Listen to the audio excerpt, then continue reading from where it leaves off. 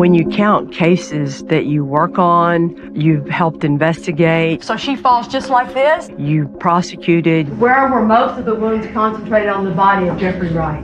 We've seen some horrible things, but all those cases, what was done to Tanisha, I don't think I've ever seen another one like that. This case revealed the depths of human darkness, pure evil on earth. And the worst part about it was that it wasn't random. It was someone she knew. And her family, we watched them go through it because they thought nobody cared. Awful. Even if she is dead, let me know so I can go and get her and bring her home. To tell a mom their baby was dead, I can still see her face.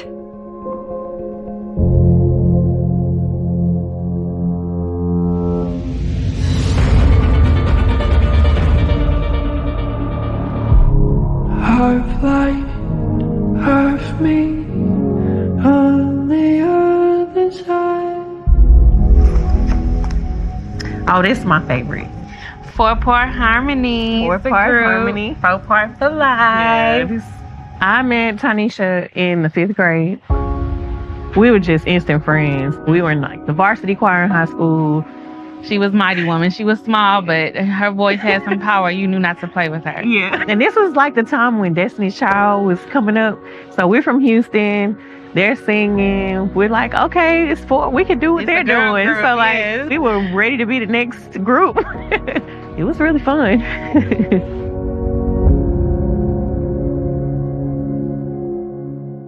Tanisha had a lot of things to look forward to in life because of all the different talents that she had. She was very smart. She loved school, loved to sing, and she loved to smile and make others smile. Tanisha was very driven. Academics were number one. And our junior year, she won a $40,000 scholarship, and she was able to go to Texas A&M. We were sad we were going to leave each other, but we knew we'll be back. It's time to go change the world. Yeah. Tanisha did the top 3% of her class, cum laude, and that's how she was getting into college. She was so looking forward to go to A&M. She had a bright future, and I just looked forward to seeing it. It's spring break 2007. We were planning to do something on the weekend together. The last time I talked to her was on Wednesday. But we didn't get a response on Thursday. On Friday, Tanisha's still not answering her phone. Like, that just didn't make sense. She's an over-communicator. She would not go off on her own without letting somebody know where she went. Clearly, something was wrong. My mom was like, I think I should call the cops. I was like, yeah, let's call the cops. And what they did was tell my mom, call back in a few days. She's probably just on spring break and she just wants some time away from her family. And we kept telling them, no, that's not Tanisha. She's the opposite of that. I was bothered that the police didn't take it seriously. She's not a troubled teen. We felt like there needed to be some kind of sense of urgency. We're like, we need to find her now. Something needs to be done. Something now. Is up. Yeah.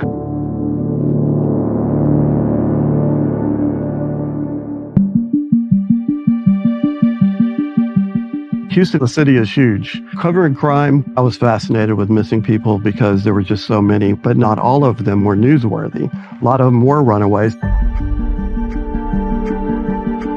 And so the police do say, wait a couple of days.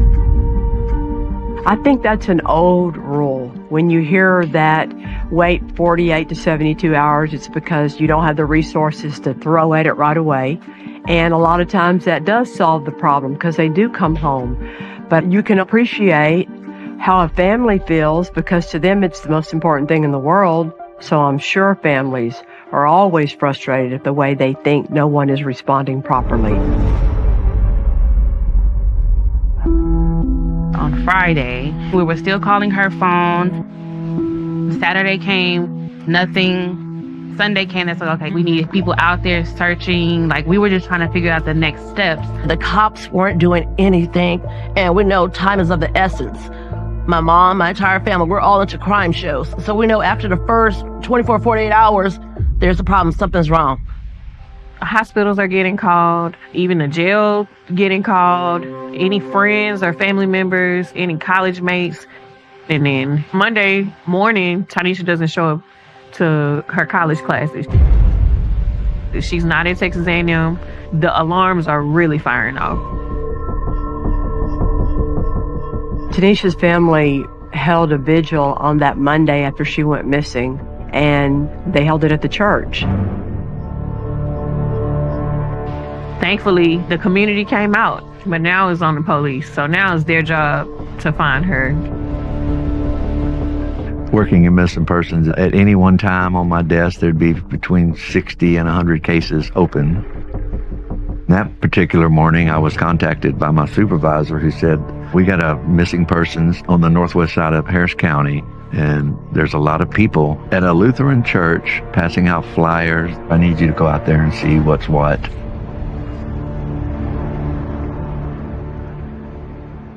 When I pulled up to the parking lot, several people approached me. They had a lot of things that they wanted the law enforcement to do because they have, over the 3 or 4 days prior to me getting there, doing their own investigation.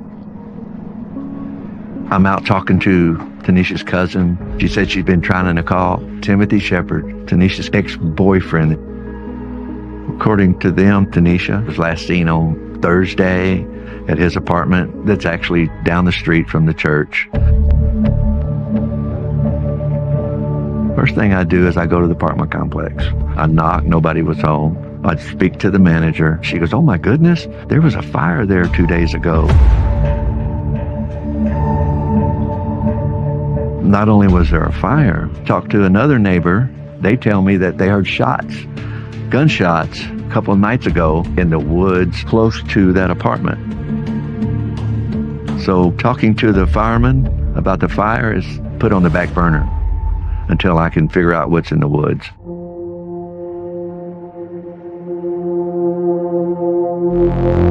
I call a couple of K-9 deputies. When they get there, we walk across the street from the apartment complex in a woody area. Deputies were saying, oh yeah, there's something dead out there. They use cadaver dogs and they can smell that scent. So we get into the wood line about 20 feet and we smell death. He told me that he was talking to the suspect. Suspect? That's interesting. My two main goals were, one, find what happened to Tanisha Stewart. Two, help protect Timothy Shepard from cops who may be intimidating this brother to give them something he does not have.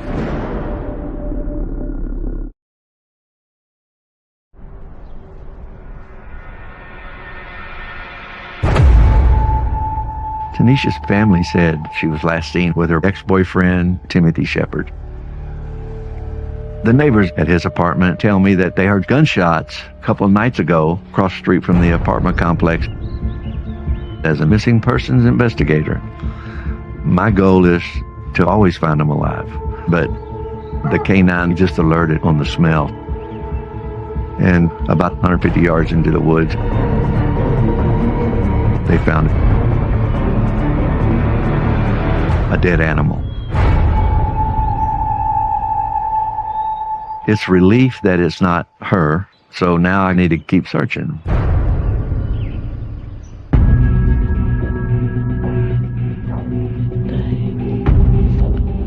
Tanisha met Timothy Shepard working at a pizza restaurant. We found out later on that there was an 8-year age difference between the two of them. You know, I didn't like that part. But Tanisha was so drawn to him, and not just Tanisha, my younger siblings and my mom as well. My mom accepted him as another son into the family. Tanisha and Tim were still together as Tanisha was going to Texas A&M. They were trying to make the long distance relationship work, but she was like, I'm not letting nothing stop me, especially after the scholarship. So that's when they just kind of like took the break. In college, Tanisha met a new guy. She really liked him. He was a breath of fresh air. He made her laugh. He was her age. She was still in love with Tim, but she just knew she wanted better. Like, she was learning, okay, I just want to have fun and do what I want to do, and that's what she was really enjoying. Maybe she was having a romantic weekend, but she still would respond to your phone call or message at some point.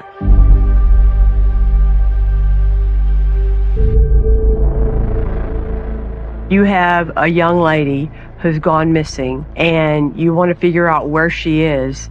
You've already talked to her girlfriends. The most important people to talk to next are going to be any men she's involved with, and talk to them about what they know when they saw her last. You want to pick their brains about everything there is to know about Tanisha to try and figure out where she is. The smell in the woods turned out to be nothing, so I go back to the church.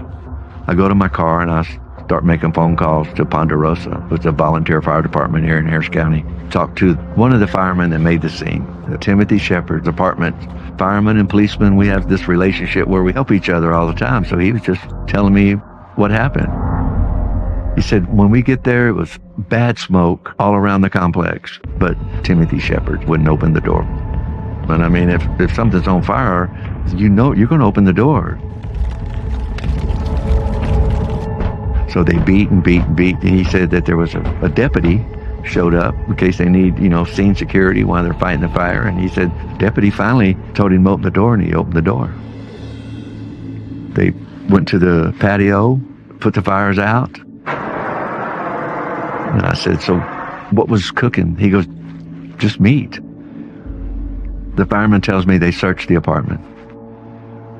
He goes, when they got into the bathroom, he noticed in the bathtub that there was a lot of meat that he was barbecuing covered in ice. And I was like, what kind of meat are you talking about? I mean, that's unusual for somebody to fill the bathtub up with meat. Was it ribs, chicken? He goes, it's hard to say, but it wasn't sausage, maybe ribs. Did you ask him what kind of meat it was or what he's doing? He goes, no, we just put the fire out and left it. It didn't leave me with a final answer that it was just a fire. It left me with more questions than I had when I got there. But at that point, Tanisha's cousin comes up to me in a panic. She's got a phone she's holding up, and she goes, it's him. It's Tim on the phone. So I took the phone and talked to him. I said, where are you at right now? He goes, I'll tell you what, I'll just come to where you are. You gonna come to the church where I'm at right now? He goes, yeah. Well, I'm waiting. So he gets out of the car, calmly walks up to me like, I'm Timothy. I said, there's too many people out here, man. Just hop in the back seat of my car. I just wanted to get him secured in my car. It wasn't short, maybe 5-10 minutes before homicide got there. Off they went to homicide division to interview him.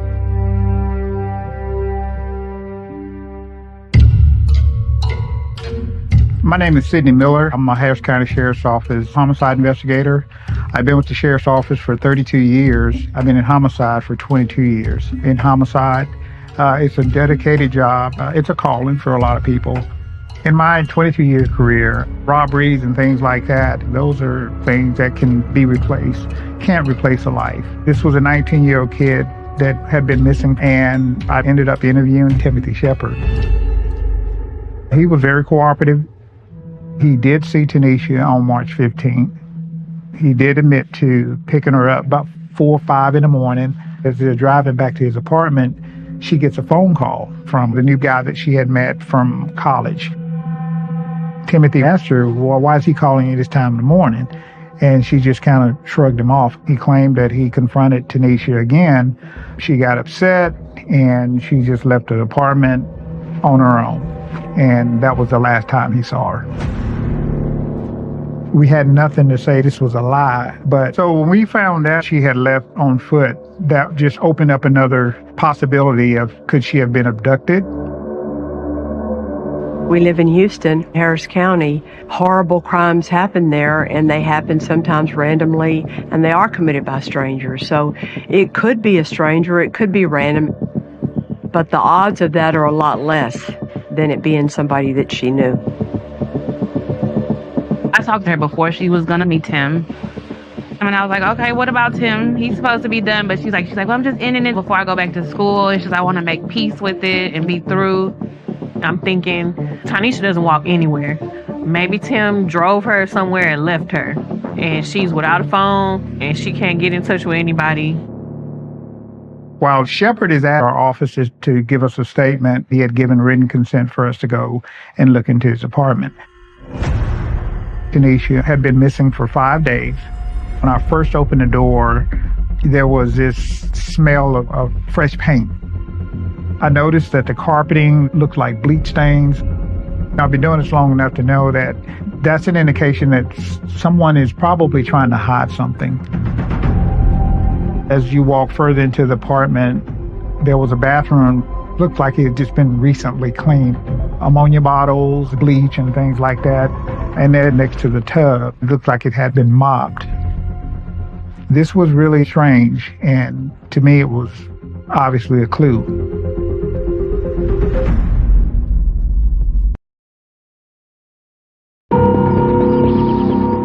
When I got to Timothy Shepard's apartment, we found a lot of things that looked suspicious. Our crime scene CSU person did some swabbing for DNA that we submitted for analysis, but there wasn't enough to hold him on or accuse him of anything. We didn't want to jump the gun. This was early on in the investigation, and we knew we had a lot of people to talk to and some more investigating to do, so Shepard was free to leave. I started canvassing Shepard's apartment complex. Old-fashioned police work. You know, you're knocking on doors and talking to people. One of Shepard's neighbors talked about hearing some type of pounding, and he heard the garbage disposal just constantly running. A friend of Shepard's who lived downstairs had confronted Shepard about him barbecuing and had asked for some barbecue, and then Shepard wouldn't give him any barbecue, and he just thought that was strange. We speak to several neighbors about the smell. One talked about how it smelled like a dead possum. Something wasn't quite right about it. But at this point, I can't talk to Tanisha's family and explain to them things that we found inside the apartment. We still had an investigation going. I think what people don't realize is that there's a lot going on behind the scenes. And law enforcement doesn't always go out talking about all of it for lots of different reasons. So you have a family that doesn't know everything yet, and the lack of communication, sometimes for a good reason. You don't ever want to put your whole case out there. There's nothing to be gained by that. Nobody have seen or heard from her. Something's going on. Something is wrong. We're so many days out. How can I get more people involved to look for my sister? And then I thought, Quanell X is always on the news. We see him on TV representing families, any type of social injustice, to be a voice for those who aren't always heard. Something's happened to a family member, whatever it is. I know he loves the publicity. He gets camera time. Quanell X typically has his ear to the community, whether it's police brutality, whether it's police are looking for somebody. A lot of people don't trust investigations, and they need someone to reach out to. I got a phone call from Tanisha Stewart's sister saying, Quanell, law enforcement is not telling us nothing. If anybody can find my sister, it's you. But Timothy Shepard's cousin called me too, saying, my cousin needs your help. He put him on the phone. I said, brother, where are you? He told me at the apartment. My two main goals were, one, find what happened to Tanisha Stewart. Two, help protect Timothy Shepard from cops who may be overzealous, may be racist, and may be intimidating this brother to give them something he does not have. Quanell X wasn't a fan of law enforcement. And every time I saw him on the news, he was always slamming us and criticizing us. And from all that I heard him say, we could never do anything right. I've never been seen as a friend of law enforcement. At times, it could be cordial, but it's always tension there because there's no trust. Quanell was walking two paths. On one hand, wanted to make sure Timothy Shepard was getting all of his rights. And on the other hand, he appreciated this was a wonderful black female that had a family that needed his help too. I remember thinking, how are you going to walk this plank here? Quanell showed up the next day, and we both went over to Timothy's apartment. I was going to go up there with him. He was like, no, stay here. Let me talk to him one-on-one. Let me do my thing. walked up to him, you know, how you doing, brother? Embraced him. I said, brother, you all right? And he said, no, not really. Brother, did they harm you? I said, I know law enforcement had you in their custody for a while. He said, no. They just kept trying to get me to confess. We go into the apartment.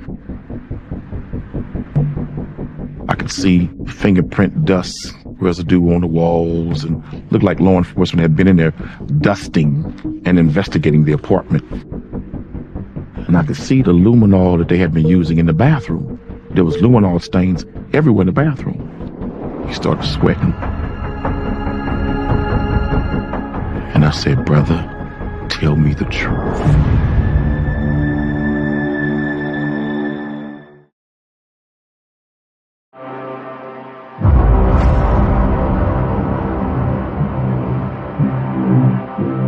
There was luminol stains everywhere in the bathroom. I said, brother, tell me the truth. Do you know what happened to this girl?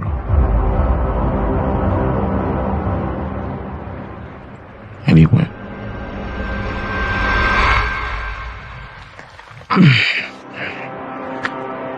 And that's when I knew.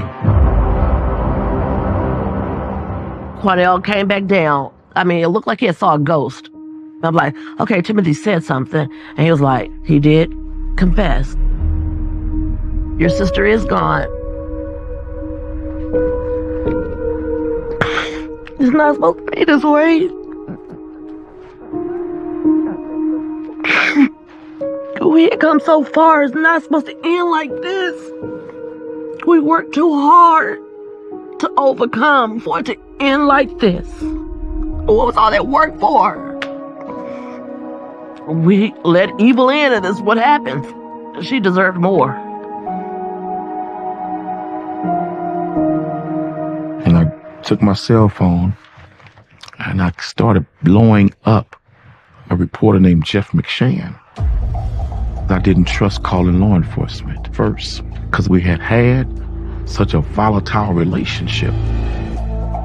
And he told me to meet him at a certain intersection, and he told me that he was talking to the suspect. Suspect? That's interesting. I said, Jeff, who's the lead investigator? Get them to the apartment complex immediately. Get them here. Quanell's talking to Shepard. He indicated he wanted to show us where Tanisha's body was. I just felt dejected because when you're talking about bodies, that don't mean that they're alive. We end up going over to an apartment complex on Ella Boulevard called the Polo Club. It's 3 to 4 miles from where Shepard lives. We followed behind Quanell X and Timothy Shepard because I knew he killed her. He's going to take her where he put her body. Eventually, we pull over. There was a dumpster, and the suspect got out. Quanell put his arm around the suspect. He was very, very emotional. I kept saying, brother, it's going to be all right. She can't rest, brother, until you bring closure to this. He said, that's where I put her. He's pointing towards the dumpster. And I thought, oh my gosh, this is where he dumped her body. We all walk over towards the dumpster at the same time. We look inside. It's empty. She's not in there. At that point, I instantly Mirandized him, put him in handcuffs. The trash had already been picked up. Her body most likely was at the landfill. Yes, she's gone. Yes, we're hurting about that. But there's a different pain that you feel when your loved one is killed and you don't have a body to bury. It's still an open wound. After Shepard was Mirandized, we had made arrangements to have him transported to our homicide office. Quanell had arranged for him to have a lawyer present. I had my own lawyers meet me there for a reason. I wanted to make sure that he would be protected, and I just didn't trust the cops. Quanell wasn't just an activist anymore. He's now a witness. There was a conflict of interest there at that point.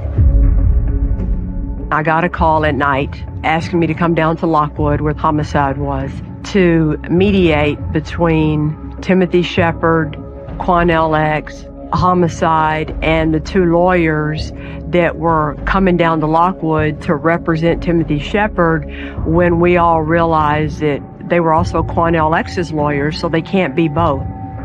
Quanell X became a fact witness to the specifics of what Timothy Shepard had to say about what happened. He became a witness for the prosecution, which I'm pretty sure he never anticipated happening. Kelly Siegler felt there was enough probable cause to charge Timothy Shepard. In the interview room, he said, I want to give you my statement. I said, well, you've asked for a lawyer. At this point, I can't talk to you. He said, well, I want to talk to you without a lawyer present. He just told me, man, you just tell the truth. Clear your conscience. And I left. This is your opportunity to explain your side of the story. So that night on the 12th, she spent the night at my house. Shepard tells me about 4 in the morning, Tanisha, she gets a phone call from this new guy that she had been dating from college.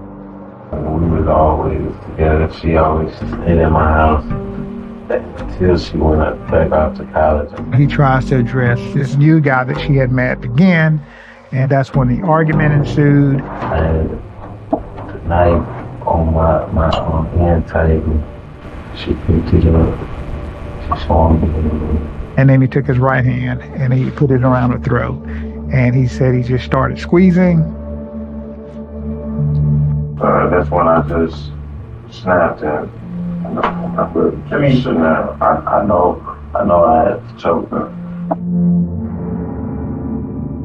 Next thing he knows, she's on the floor, he's leaning over, and she's not breathing. When I was talking to him, it was just this look that he had. He was reliving this whole thing all over again. He said he thought about how the police could track him, so now he wants to cover his tracks. And then you drove to the Polo Club on Ella?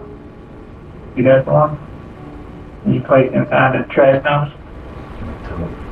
Being totally true, I still had my doubts about everything. Something just didn't feel quite right about it. You don't get 100% confessions from people. We got this 80-20 rule. 80% of it is true and the other 20 is not. Something that could potentially be worse.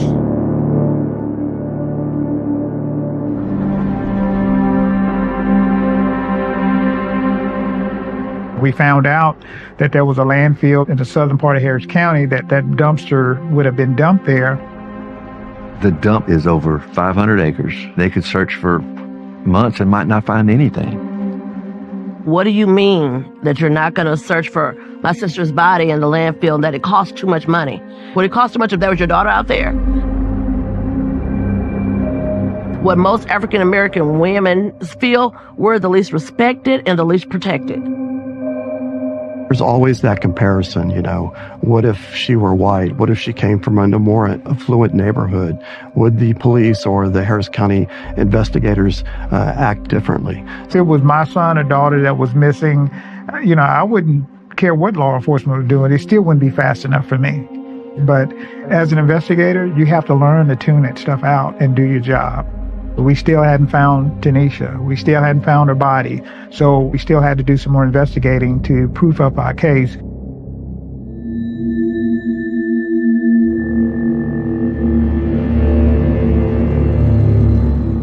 We go back out to Shepard's apartment, and one of the investigators sees what looks like charred bone on the ground of the apartment below Shepard's. Also, we see what looks like burnt hair. And then we checked the garbage disposal. We found charred items, bones, teeth, and the enamel that was found inside the garbage disposal was consistent with the DNA from Tanisha.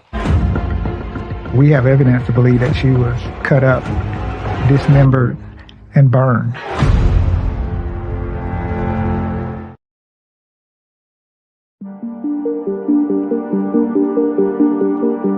I'm the one that had to go tell Tanisha's mom why there didn't need to be a landfill search. And I was in that apartment that day with 20 people and Quanell X, a room full of very angry people. And I'll never forget her mom sitting on the couch that day with a bunch of strong men standing around her.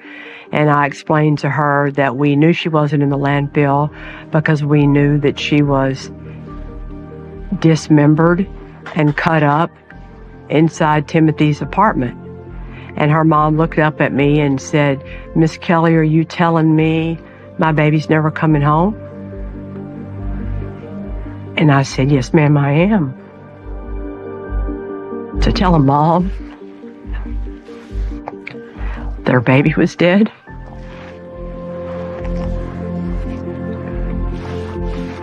I mean, I walked out by myself and got in the car and drove away crying. Just thinking, how do they survive this? Not only are we grieving, it was the way that she was killed. How could you date somebody and all of a sudden you're cutting her up in the bathtub like it's nothing? It's not a human. That's so demonic. That's like an evil spirit. No, you're not going to get away with this.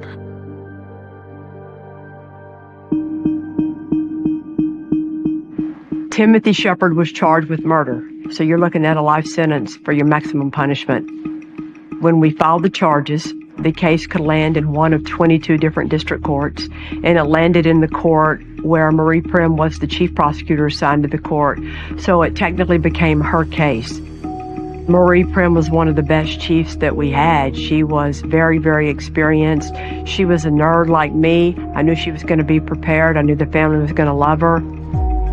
Timothy was represented by Chip Lewis, a very successful, well-known defense lawyer. As a prosecutor, you better have all your I's dotted and all your T's crossed if he's going to be the defense lawyer that you're looking at across the courtroom. I view myself solely as a mercenary. I am hired to provide the best defense that money can buy. Chip isn't cheap.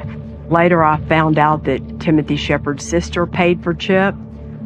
Chip Lewis had just been involved in the Robert Durst case in Galveston. The jury find the defendant, Robert Durst, not guilty. Somehow, they had made the jury believe that the dismembering of the body did not matter. I do not need to like these criminals, but I will do the best job anybody can if my financial requirements are met. To throw out that confession with all the brouhaha, there was a natural foundation there from which to draw that this was an involuntary statement. He was denied counsel, etc. There was a pretrial hearing, and Chip fought just as hard to try and get the statement thrown out, because in his mind, if he could get that statement thrown out, what a huge win for him as a defense lawyer. The only way to get it thrown out was to legally make the judge believe that it was coerced or he didn't get all of his rights read to him. The impact of getting the statement excluded could have led to the suppression of more evidence, such as a search warrant for the house and the discovery of the remains, making the state's task of convicting him of the murder at all quite difficult.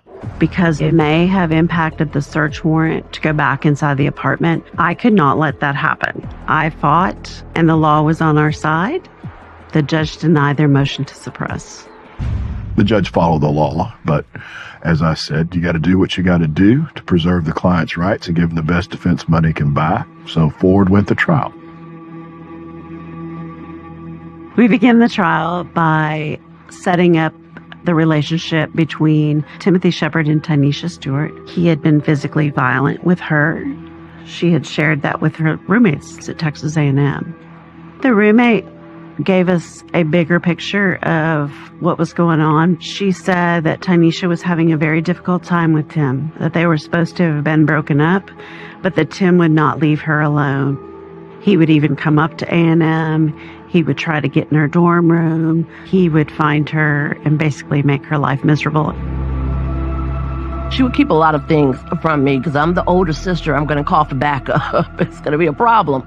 I understand the situation that she was in. Having his hands around your throat, that's not a normal relationship. That's considered domestic violence, and it doesn't get better, it gets worse. She really thought that, I can break it off with him, we could just be friends, and I could go on the way to college and live my life. No. Building up their past history was important for the jury to recognize, and it certainly showed me who Timothy Shepard was. He was a cold, callous person. There was absolutely no evidence that Tanisha Stewart had been anything but a remarkable young lady and had no blemishes in her past that we could anyway exploit to create impression to the jury that she was aggressive and or that it's likely she attacked Tim Shepard. It was tricky. I believe Mr. Lewis, although he fought the motion to suppress, he wanted Mr. Shepard's statement in evidence. I did not want to use that confession. Although Timothy says she ended up dead in his apartment, he says it's self-defense. It was all a bunch of BS. I had the knife on my hand table. She picked it up. She saw me. It was Timothy's way of making himself look better than the reality was. As the state did not put his confession on at that point in time, we had no way of really injecting the self-defense into the trial. The defendant and his lawyer can't offer the statement themselves without taking the witness stand. If you're Chip Lewis, why in the world would you ever put Timothy Shepard on the stand? How is he going to explain any of it? We start calling neighbors. Some of them testified to it, the burning of the smoking of the barbecue pit that seemed just abnormal and to go on and on and on. Some people said the smoke didn't smell quite right. The firefighter gave testimony that in the bathtub he saw what appeared to be a rack of ribs. And at no time did he ever conceive that that was the body of a young woman. The DNA analyst testified to it, finding Tanisha's DNA in the bone fragments, hair, and teeth that they found inside the apartment of Timothy Shepard. The forensic anthropologist said that there was a tool mark in the bone. It wasn't a natural phenomenon. Somebody had tried to cut that bone. As a mother, it was horrifying. Sadly, as a prosecutor, it gave me another piece of evidence. At this point in the trial, Marie Prim has offered Tanisha's girlfriends to talk about her, how she went missing, the literal pieces of evidence of Tanisha's body. What still remains is what's going to happen with Quanell X. The defense was saying he won't take the stand and tell what he knows because in the streets there's a no snitch policy. So we don't think he'll speak up about what he knows. Everybody's waiting to hear what happens.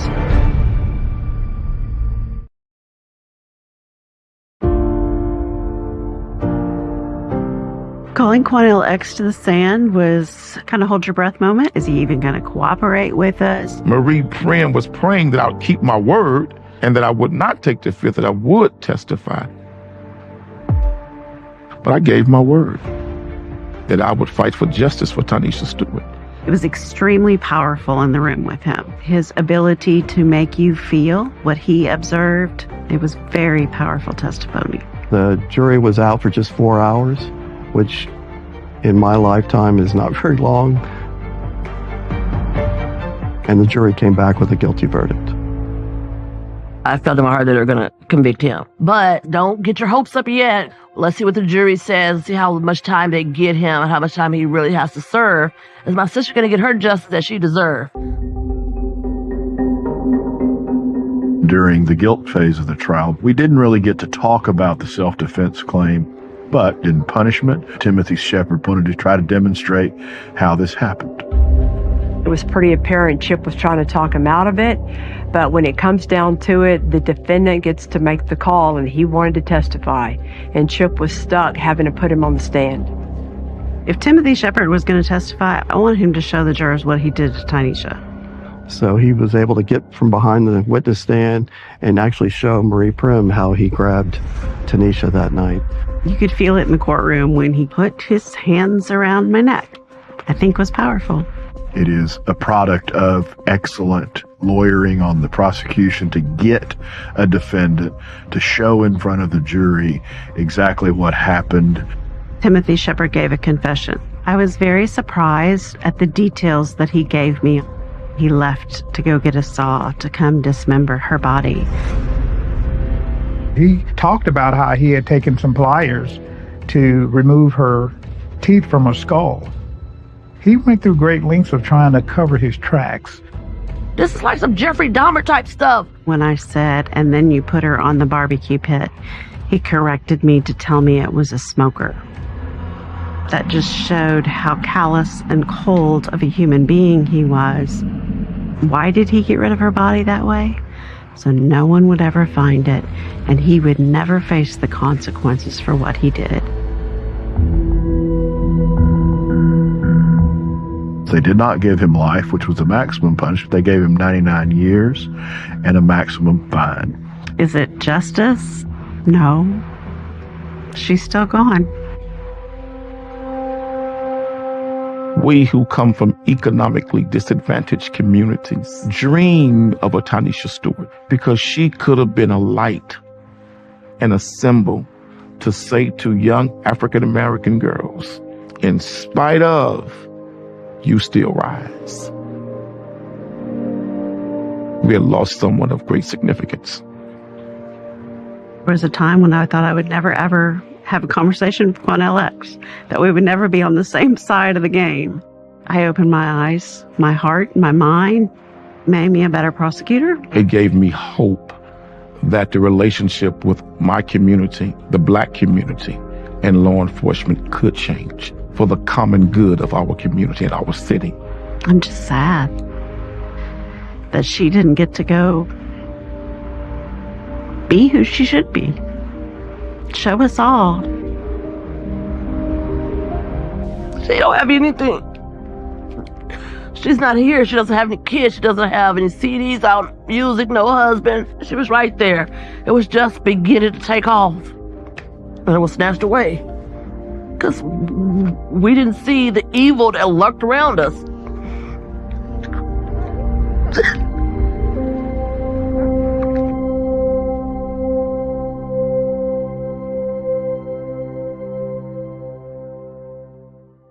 We want to think that we can see evil and spot it and thus avoid it. What I've learned in this job is that you can't ever see all the evil that there is in this world. If a man puts his hands on you one time, he's going to do it again. If you're dating someone like that, run.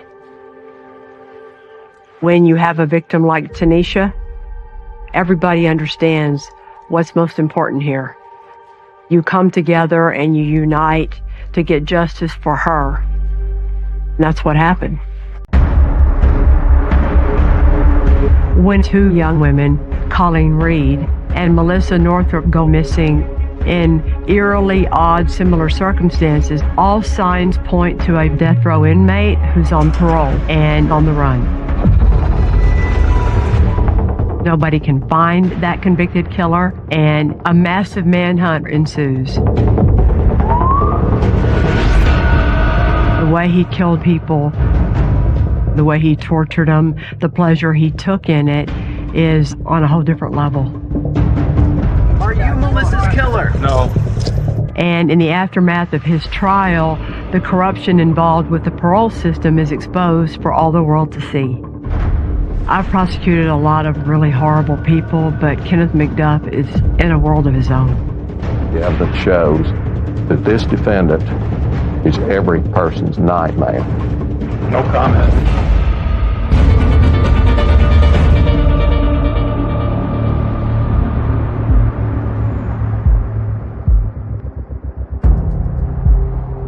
Melissa Northrop is a petite mother of two children and pregnant.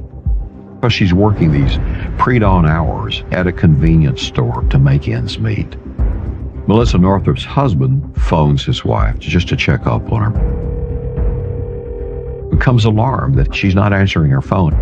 So he drives down there and goes in. There's no sign of his wife.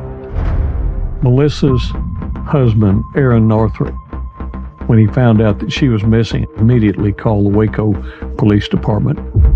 911. Yeah, this is Aaron Northrop at the Quick Bag at 4200 LaSalle. I need a sheriff's DPS officer over here immediately. What's wrong? My wife is missing. She's not nowhere to be found around her store. This place is totally vacant. Customers were watching the store. What is her name? Melissa Ann Northrop.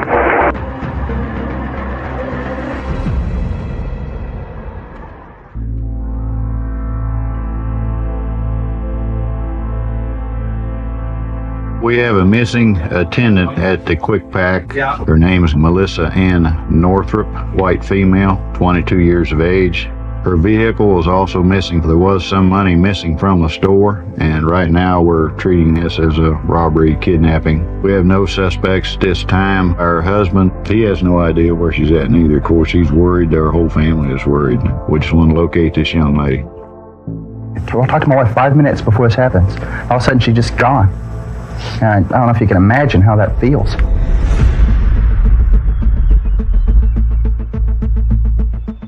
Investigators found a tan two-door Thunderbird abandoned on the parking lot of a motel located just a few hundred feet from the convenience store where Melissa Northrup has disappeared. The police runs the registration and finds that it's registered to Kenneth Allen McDuff.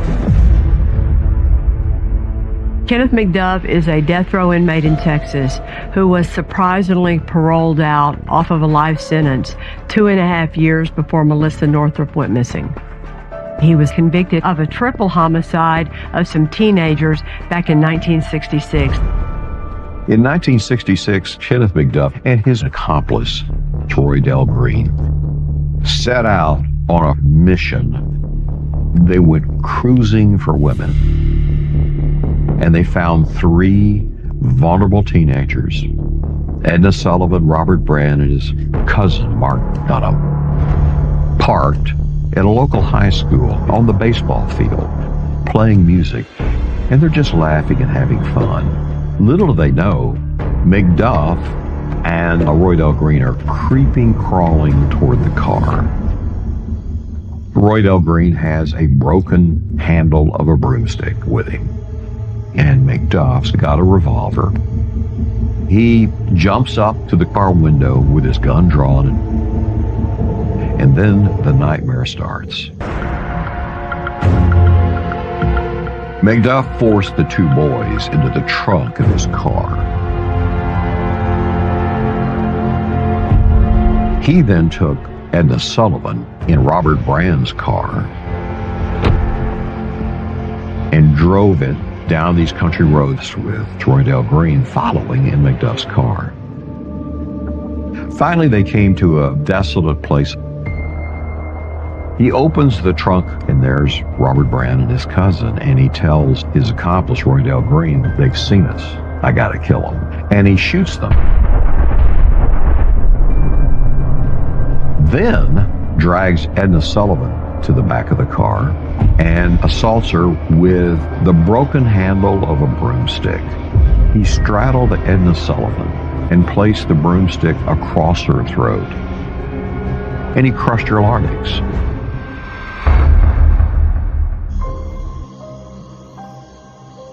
McDuff and Roy Dell Green drove back to the Rosebud area where they lived. And then several days later, Roy Dell Green felt terribly guilty about what happened and spoke to the sheriff there and confessed what they had done.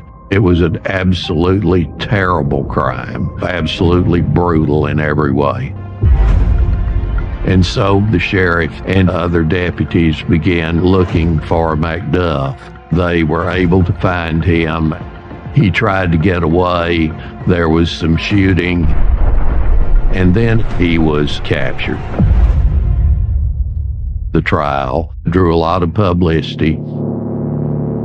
The first time I heard the name Kenneth McDuff was in 1966. My father was U.S. Marshal at the time. He was talking to the sheriff of Falls County, and he was a tough guy, but he was visibly shaken up, and he was telling my dad about McDuff, and it made me sick. He was known as the broomstick killer because that's what he used to kill Edna Sullivan with after he tortured her with it. Roy Dell Green pleaded guilty to one of the murders and some of the circumstances, so he got a 5-year sentence and a 25-year sentence. And he turned state's evidence to testify against Kenneth McDuff. The jury found Kenneth McDuff guilty, and he was assessed the death penalty.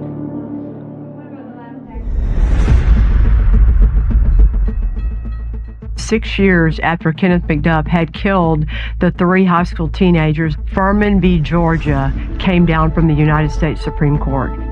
In that landmark case, the Supreme Court said that the death penalty was unconstitutional because it was applied arbitrarily all across the country. That meant that every death row inmate in the country, including Kenneth McDuff, had their death sentence commuted to life. Texas prisons had become very crowded. So, although he had originally gotten a death penalty, Kenneth McDuff was released from prison on parole. When Kenneth McDuff had his sentence commuted to life, you want to believe, okay, we're still safe, because he would never be released to free society again, but he was.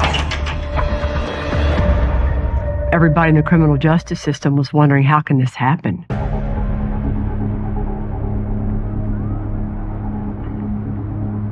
The Waco area, Central Texas area, certainly had its share of crime, but abductions, missing persons, that would have been pretty unusual. And then the circumstances of it were odd.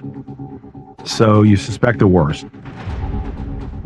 The investigators didn't have a lot to go on.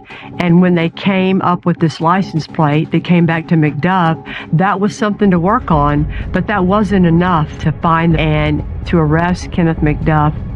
You still have to have evidence, and you still have to investigate the case. We knew we had to do something to try to find Melissa.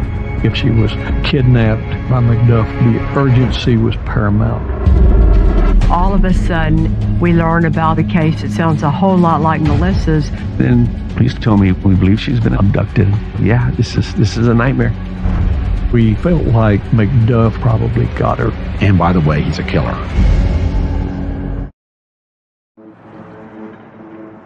I think that everyone wanted to believe that Melissa Northrup was out there still alive. Everybody was focused on trying to find her and track down her kidnapper.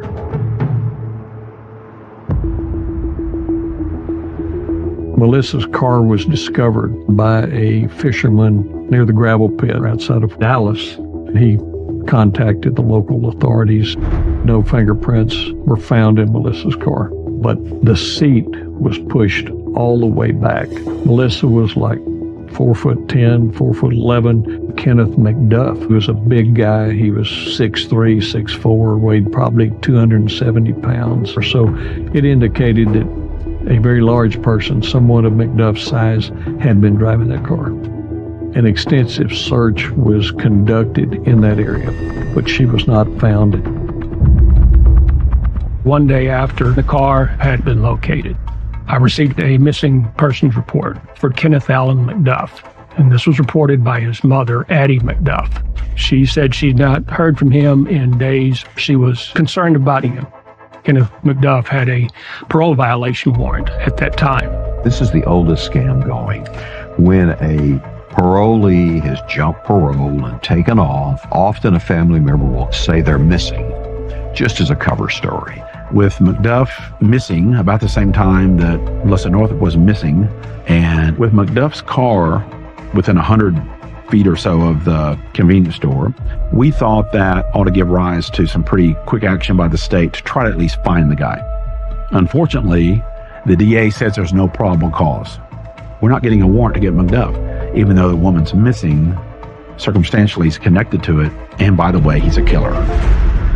This is just the way you follow the law, and that's what they were doing here. And they didn't have enough evidence to connect anybody to the disappearance of Melissa Northup. So at that point, Bill Johnston came up with a novel approach to try and figure out where Kenneth McDuff was and get him in custody. One of the deputies said, we have a bail bond clerk whose boyfriend might have run around with McDuff. And I talked to the boyfriend, and I asked him, what did you do with him? And he said, well, he bought 2 tabs of LSD and gave me one. That's federal drug distribution. I called the U.S. magistrate judge and said, Your Honor, I'd like to send over a complaint and warrant alleging a violation of 21 United States Code Section 841A1, distribution of a controlled substance, namely LSD. The judge signed the warrant, and so a nationwide manhunt for Kenneth McDuff took place on the distribution of a single tab of LSD. It went through a huge effort by many agencies and many people. The Central Texas Task Force, as we called it at the time, was the McLennan County Sheriff's Office, Waco Police, of course, U.S. Marshals. We had officers from ATF. It was an unbelievable effort on everybody's part to catch this guy as quickly as we could. They did a search warrant at McDuff's parents' house, and during which the mother declared, "Don't frame little Junior." The father, he was in the garage of their house during the search, and I heard him say, "Oh, that boy's cost me a lot of money. You can kill him when you find him if you want to." I mean, it's a real loving family. While the task force is looking for Melissa Northrup and Kenneth McDuff, they hear of the disappearance of someone from Austin, Texas that happened just a few months before. It sounds eerily similar to what happened to Melissa Northrup. Colleen Reed and I were seriously dating.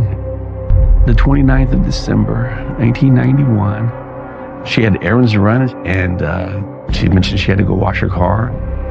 And then probably about 9:30, I got the first call from the police department asking to speak to Colleen. And I said, "Well, she's not here. What's going on?" And they said, "Well, we found her car abandoned at the car wash, and we believe she's been abducted." I was surprised and obviously worried. Colleen was a gift from God. She was a blessing to me.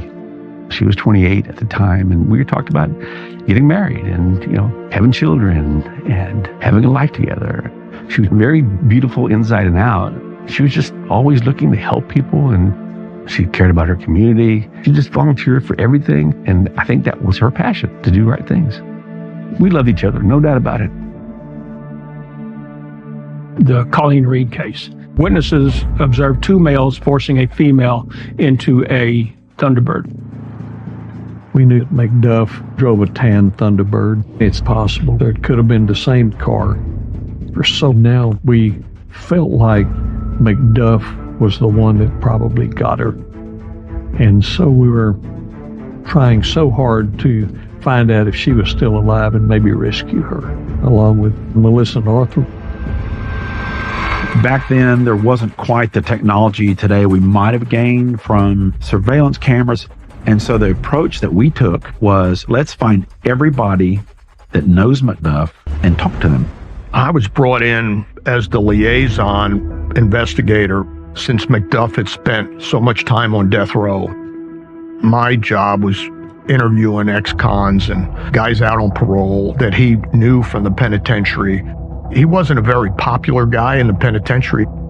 He was running with really bad outlaws, scumbags of all kinds. Finally, we developed an acquaintance named Hank Worley. Worley was a paroled ex-con. It was told to us he was an associate of McDuff's, and he drove around with McDuff. I started doing research on Worley, and I determined that he had a civil hearing. I walked over to the courthouse on the day of the hearing, and I caught Worley as he was walking out. I asked him if I could talk to him. Worley said he would. Took him to the Bell County Sheriff's Office Criminal Investigation Division. I started questioning Worley about the Reed and Northrup disappearance. Worley was extremely nervous, trying not to make eye contact. I wasn't sure what he knew, but I didn't want to put a whole lot of pressure on him, and I didn't want to lose him. So I told him I'll be back in touch. Hank Worley was living at Bloom Motel with his daughter. It's a rundown, low-rent hotel. I went to visit Hank several times. One evening, about 6 o'clock, I received a phone call from Hank Worley. He said, "I need to talk to you now." So I drive over, and he was waiting outside for me. He walks over to the passenger side door, and he says, "I was with McDuff when he took that girl in Austin." He said, "I got to ask you a favor. Can I go talk to my daughter one last time because I'm probably not coming back?" I said, "Yes." He said goodbye to his daughter. He came back, got in the car, and we went to the sheriff's office. Tim Steglich got Worley to tell what was probably 90% of the truth. And it was the worst thing I'd ever heard. And it remains the worst thing I'd ever heard.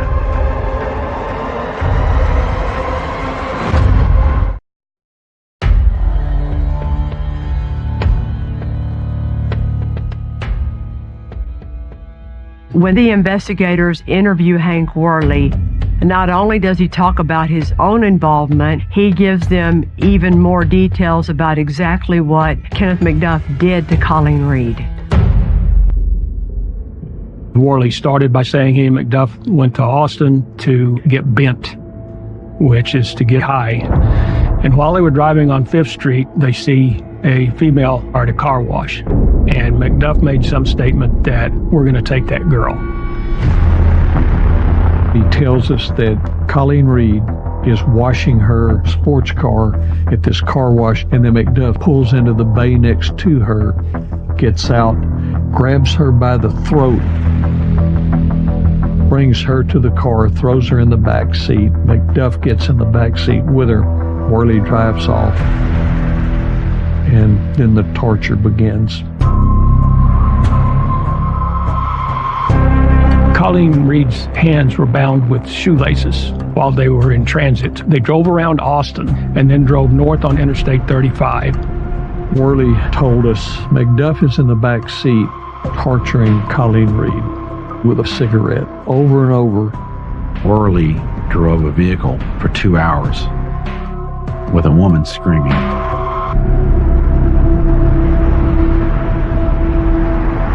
He's visibly shaken up when he is remembering how loud her screams are.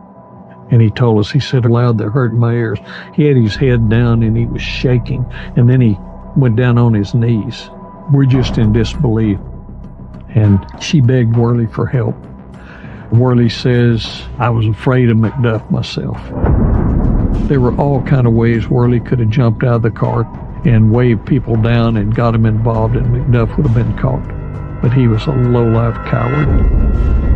Colleen was taken to a field about 200 to 300 yards from Kenneth McDuff's parents' residence in Bell County. McDuff drug her out of the car and reared back and hit her so hard in the face that Worley described it like a tree limb breaking. And so then he drags her over and threw her in the trunk. Afterwards, he took Worley by his house. McDuff let Worley out of the car, and McDuff drives off into the night with Colleen Reed in the trunk. The level of brutality was shocking. We're speechless. I was so angry. I can't even tell you what I wanted to do to Worley at the time. What happened to her was everything we feared, and even worse. It's coming true. It all came to fruition. It's like, yeah, this is a nightmare. Sorry.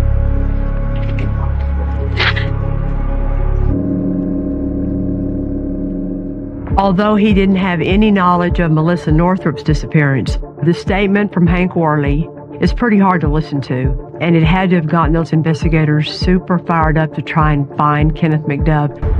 Worley led us to believe that McDuff would have murdered Colleen Reed and buried her somewhere in that area of Bell County.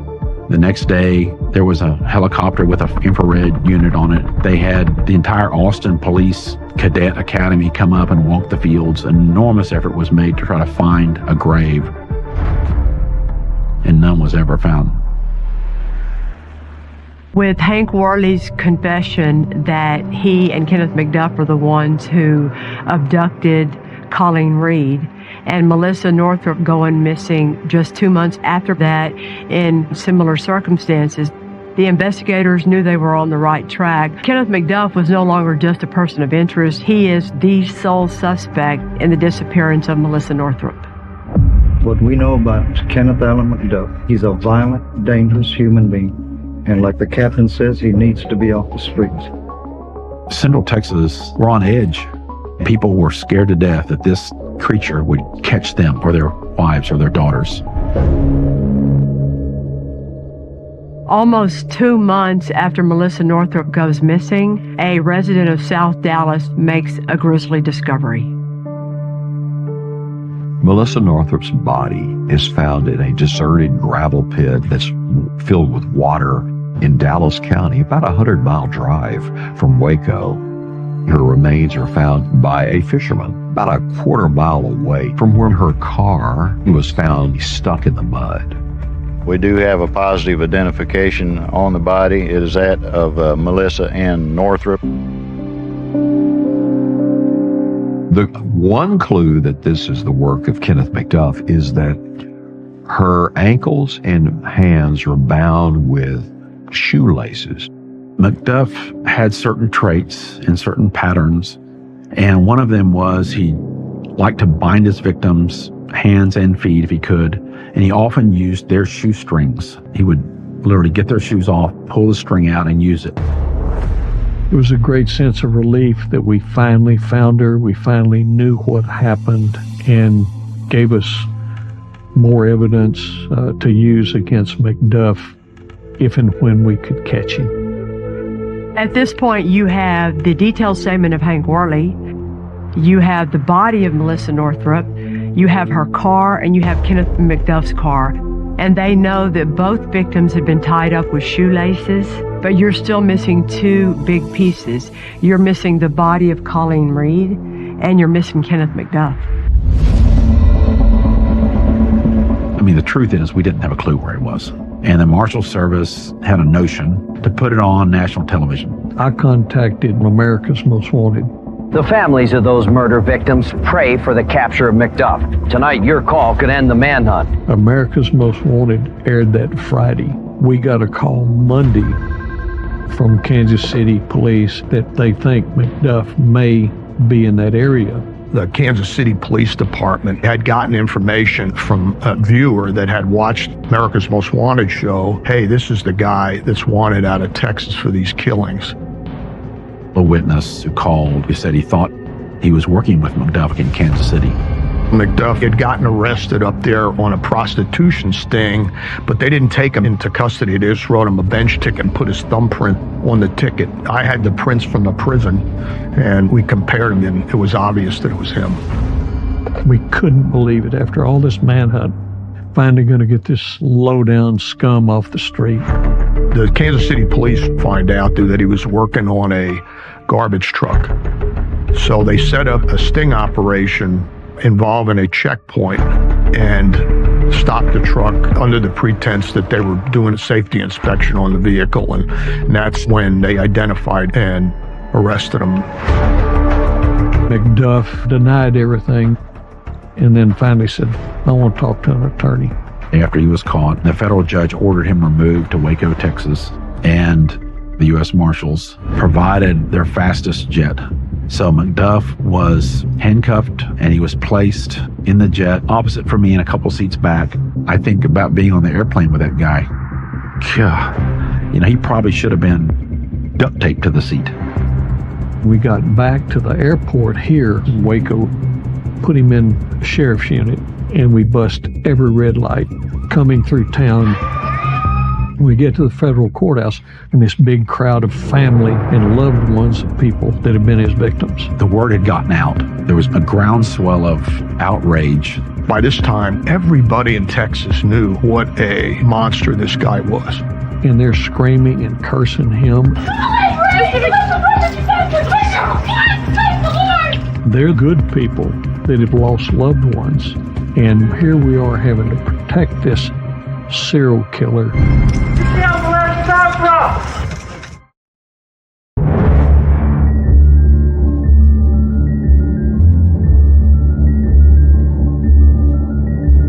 After finding Melissa Northrup's body and then arresting Kenneth McDuff, he is charged with the capital murder of Colleen Reed and the capital murder of Melissa Northrup. But Colleen Reed's body still has not been found, and Kenneth McDuff is not talking. Prosecuting a murder without a body is difficult because you have to prove that they're dead, and you like to be able to prove the cause of death too, and you can't do that when you don't have a body. For all those reasons, the state decided to move forward with the prosecution of Melissa Northrup's case first. No comment. McDuff had escaped the death penalty before because the Supreme Court threw it out. By this time, Texas had reinstated the death penalty. We felt that we needed to get him the death penalty so that he could never commit any more crimes like this.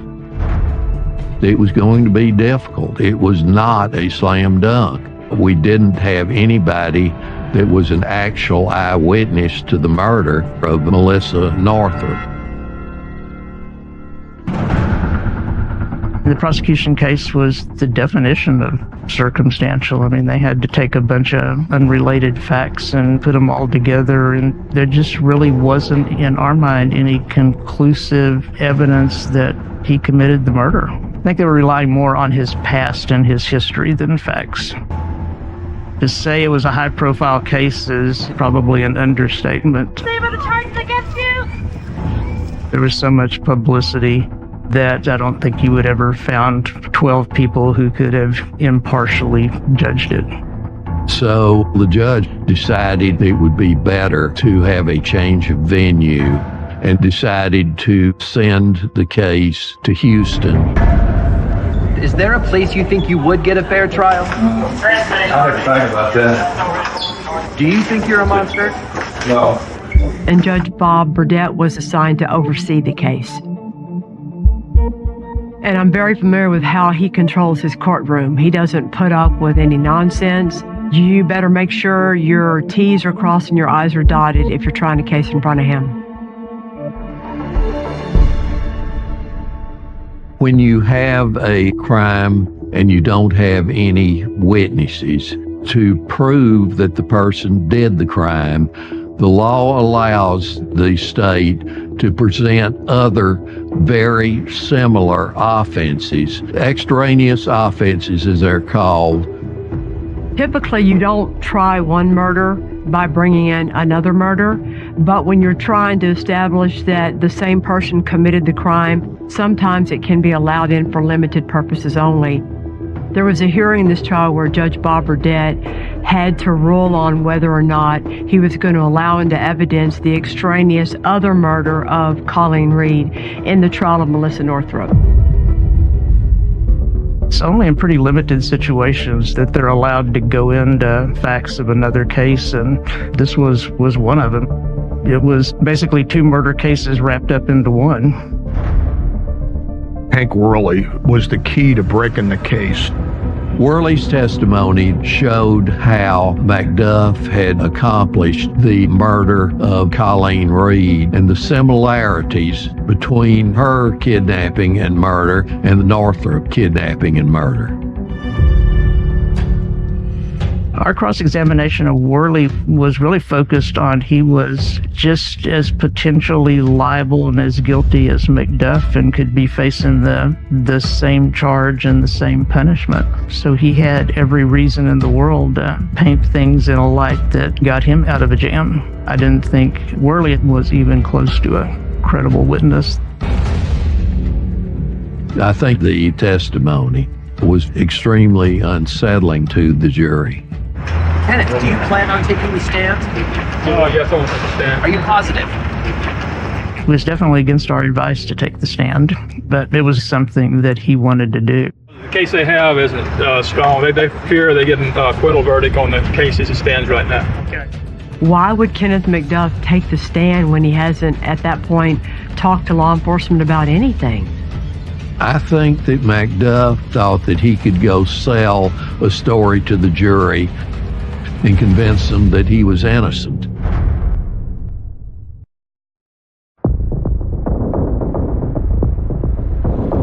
During the trial of Melissa Northrup, Kenneth McDuff says he wants to take the witness stand. His lawyers advise him not to do that, of course, because if he testifies, then he is going to be cross-examined on anything the prosecutors want to ask him about. He does not take the advice of his lawyers, and he takes the witness stand. From the prosecutor's point of view, I'm sure they were very excited that Kenneth McDuff didn't listen to his lawyers. McDuff testified that he was not in Waco when Melissa Northrup was killed. He said he decided to leave Waco behind. to try to shed his past and to get a new life, and gave all these details of his journey. And I'm sure he thought with that long story that he had impressed the jury, but I didn't think he'd accomplish what he intended. When Kenneth McDuff takes the witness stand, not only can the prosecutors cross-examine him about Melissa Northrup, the victim he's being tried for, they can ask him about Colleen Reed and other crimes that the jury would not have known about when they were just deliberating his guilt. John Siegler did the cross-examination, and he, of course, questioned McDuff about the murder in 1966. The jury had not heard anything about that murder previously. And also our evidence about the murder of Colleen Reed, that was something that obviously was helpful to us. The evidence shows that this defendant is every person's nightmare.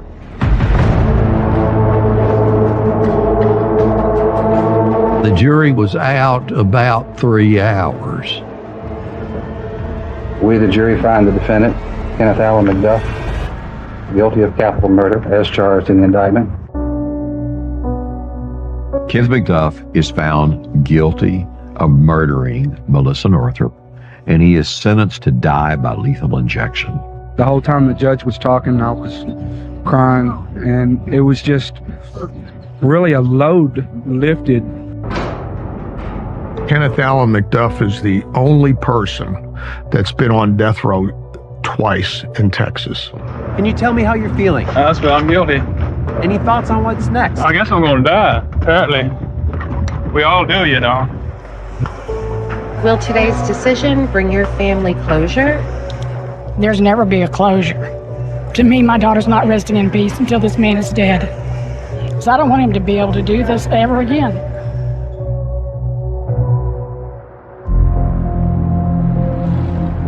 1 year later, and the case against McDuff for the murder of Colleen Reed was tried without a body. The jury found him guilty and then also assessed a death penalty. It's a relief, yeah. She died a horrible death, but she lived a good life. It was like another nail in the coffin. He's not getting out of this one. You're going to pay now. And there's some pieces of me that I didn't know exist. The hate that I had for that guy and the things that I dreamed that I could do to that guy. It's just like, but God help me. The last chapter will always be reserved for bringing Colleen home. So guys, Kenneth McDuff is finally convicted for the capital murder of Colleen Reed and the capital murder of Melissa Northrup. But people still had a lot of questions. Where's Colleen Reed's body? Has he killed anybody else, anywhere else in the country? And how in the world did he get released from prison in the first place? After he had been found guilty of capital murder of Melissa Northrup and Colleen Reed, I started investigating the parole board. The state was under pressure for prison crowding by a federal judge. So in 1989, the parole board are told, start releasing 150 inmates a day, 7 days a week. It started off with your hot check rioters and property crimes, but before long, they were at the bottom of the barrel. James Granberry, as parole board chairman, was finding inmates' families who had money. The investigation revealed that he would actually shake them down. They love their kids. They don't want them in prison, and they'll do anything to get them out. Kenneth McDuff walked out of a maximum security prison on parole under a cloud of corruption that no one realized at the time. There was no way to know how many violent criminals got out this way. I was appalled. Texas is supposed to be this tough place with all these death penalties. Well, heck, they were letting everybody out.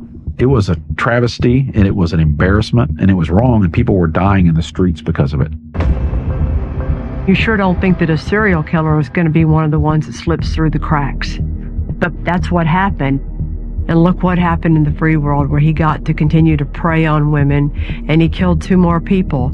And that's all the fault of the system. with McDuff. The justice system did its work. They put him back on death row. But to close those cases for the families, recovering the victims is the priority. So as he was getting close to the execution set date, I started going down to death row. I would spend 4 or 5 hours with him, talking to him. The most chilling thing that he said to me was about Colleen Reed. He said, I took her out of the vehicle and she got away from me and she ran and fell down. He said, if she had just gotten up and ran away, I could have never caught her. But she didn't. She just laid there and cried. I mean, you talk about the hair standing up on the back of your neck. I needed to know where Colleen Reed was. And I needed him to tell me the truth, but he had no motivation to do so. And we had good information that he was going to be executed in just 2 or 3 weeks. Time was running out.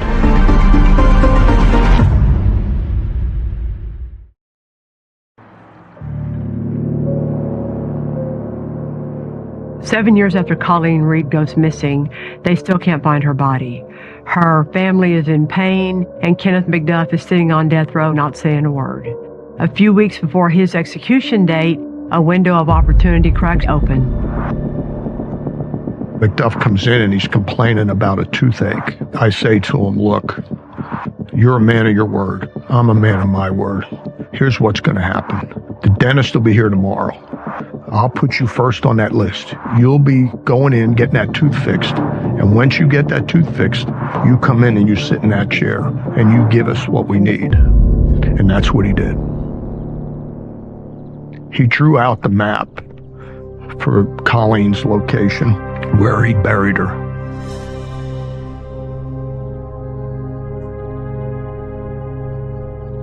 This is where McDuff brought Colleen Reed after he tortured her and beat her to death. It brings back so many bad memories and feelings. Just knowing what happened to Colleen. Went right out there, about where that third tree is.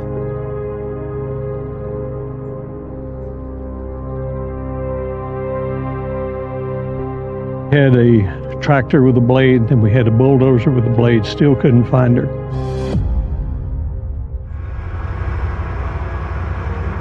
When the blade went by the bulldozer and scraped, I saw something. And I moved away some dirt. And there was Colleen's skull. We found her. Representatives of the medical examiner's office put her in the back seat of their car and took her back to Austin. They weren't going to put her in the trunk.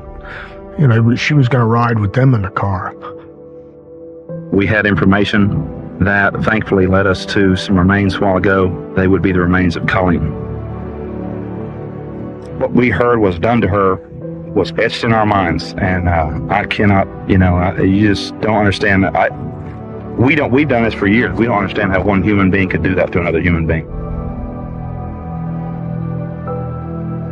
This case, McDuff, coupled with the corruption side of it, changed the way the criminal justice system operated in Texas. It was a huge scandal. It led to the largest expenditure of taxpayer money for prison construction in history. There was the first overhaul of the criminal justice code in over a quarter of a century. Now we have what's called a series of the McDuff laws. He became the poster boy for change in the criminal justice system. McDuff was executed tonight by the state of Texas.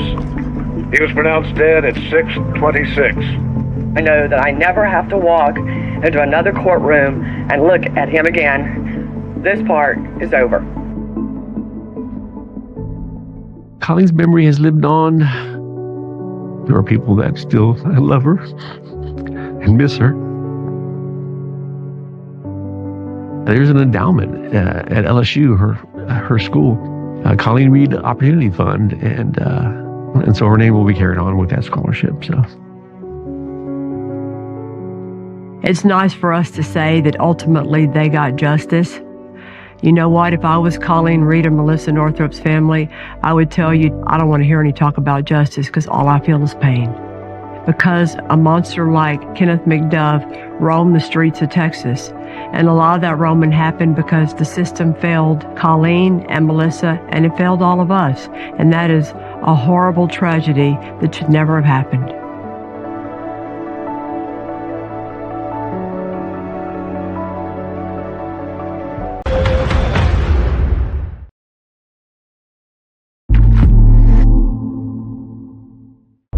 I made a mistake here because a manipulative liar wearing the mask of God came into my life. I've prosecuted hundreds, maybe even over 1,000 murder cases. It did not happen. So I think I've seen it all, and nothing boils my blood more than a wolf in sheep's clothing, and that's what this case is about. Hewitt, Texas is right outside of Waco. So you know right away it's a super religious town. A lot of Baptists live there. And I can relate to that because I grew up in Blessing, Texas, and I grew up Baptist.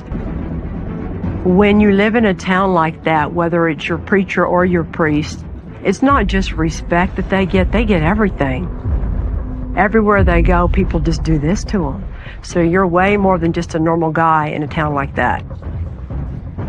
And in Hewitt, Texas, for Carrie Baker, the wife of the preacher, to commit suicide, sure that the people around town couldn't believe that had happened. But what people found out later was even more shocking.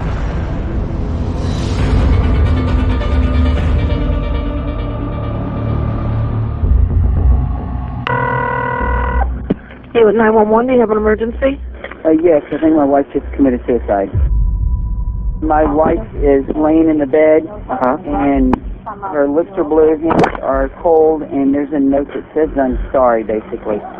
Is she conscious? No, she's not. Breathing? No. She's not breathing at all, no pulse or anything. Carrie's husband, Matt Baker, says he and Carrie were at home. After 11 o'clock at night, she asks him to go rent a movie. He comes back to the house just before about midnight. He comes in. Carrie Baker is laying on top of the bed. She is not breathing. She has no pulse. He calls 911, and he is desperately trying to save her. When the Hewitt police arrive, they see Carrie lying on the floor, some wine cooler bottles on the bedstand, a pill bottle with 2 sleeping pills left, and the suicide note. Matt Baker tells the officers that his wife has been seeing a counselor, and she had talked about suicide. More so recently, he says.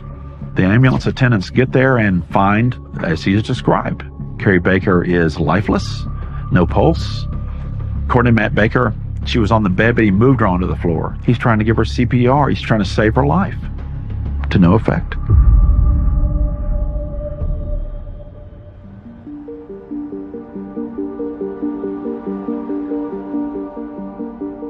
I met Carrie when I was in 6th grade, and I went to Waco Christian. She was always positive and sweet and kind, and she was just a nice, giggly person.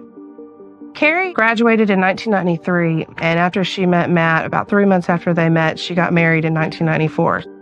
She was only 18, 19 years old when she got married. In the town of Hewitt, Texas, Matt and Carrie Baker were the ideal couple. Happily married. They had 2 sweet little girls. He was the town preacher. I'm sure everybody loved him. In 2006, Matt Baker is the preacher of the Crossroads Baptist Church in a small suburb of Waco called Hewitt. If you know our children or not, it's my wife, Carrie. Carrie believed that faith was very important to her, that her husband was a representative of that faith, and that her job was to support him. She had her daughters. They were the love of her life.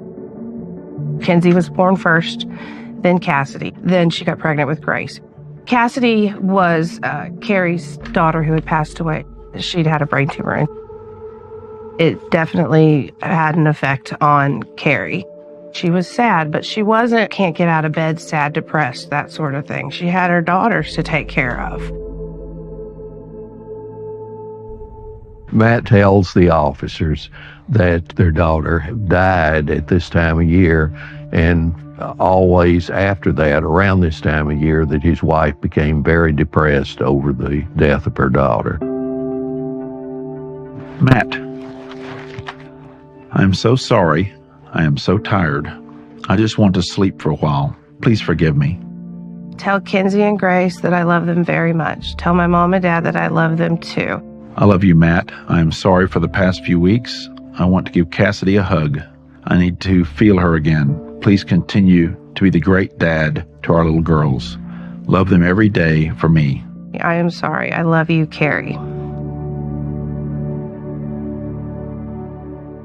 After reviewing the scene, the Hewitt Police Department then made a call to the Justice of the Peace to see how the rest of the investigation should be conducted. In a big city like Harris County, the bodies are turned over to the medical examiner's office, and they do the autopsy and rule on cause of death and manner and means. In smaller counties like where I'm from, Matagorda County, my dad was a JP, Justice of the Peace. Someone who's not a lawyer, not an MD, not a cop, just a regular guy who got elected to be the JP, and they determine cause of death and whether or not an autopsy needs to be performed, which sounds kind of crazy, but it actually happens like that all over the South. Carrie's death, in the view of the Hewitt police, was a straightforward suicide. So he didn't order an autopsy. The case is opened at 12:03 and closed at 12:17.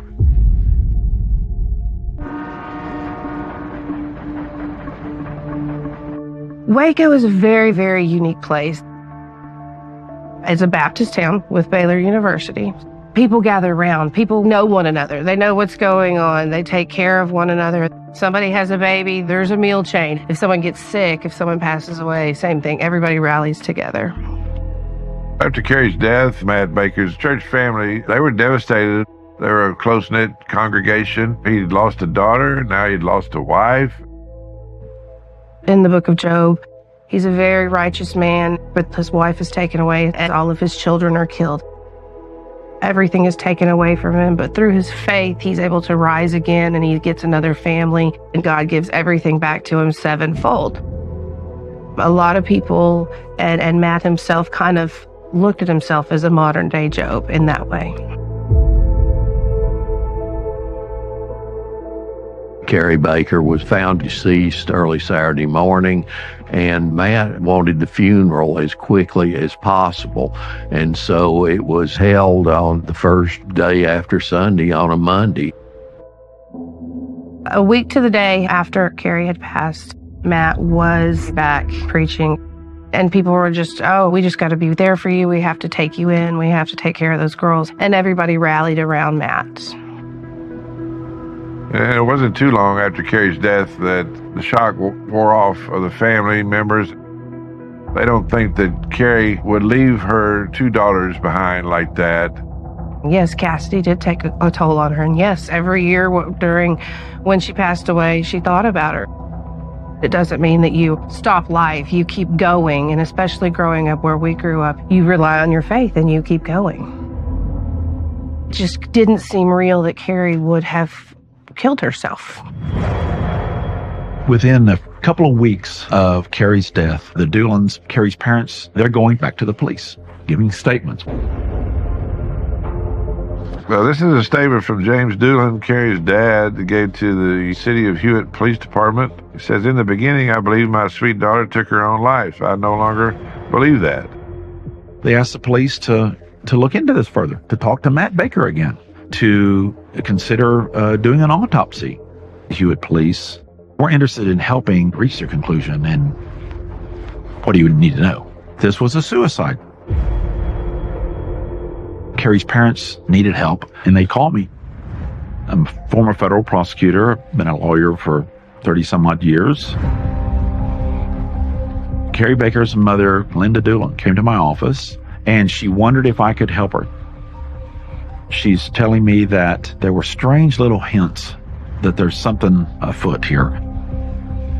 2 or 3 weeks after Carrie's death, the daughters say the pictures of their mother on the refrigerator in the house are gone.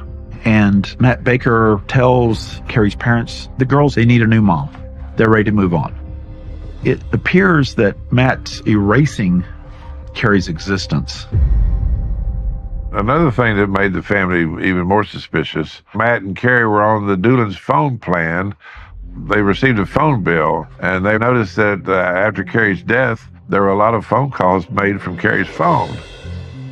When Carrie's parents confronted Matt about this new activity on the cell phone that used to belong to Carrie, his answer was that he had given his wife's phone to another member of the church that he had recently begun counseling. Matt tells them that he's given it to Vanessa Bowles, who is going through a divorce, and they were just friends. And the Doolans started wondering, is there a little bit more to this than he's just counseling a divorced woman with a child? As I'm talking to Linda Doolin, I'm respecting immediately her assessment. And I thought, this family deserves answers. Simply doing it was the right thing to do. That's why I became the Doolan's lawyer. And so we decide to do a private investigation of an unsolved death. Not just in small towns, but anywhere. If you're a family member and you think that you need to have your own private investigation done to try and overturn law enforcement's thinking on a case, you have a very, very steep road to climb. First difficulty is always going to be you don't have any access to the real file.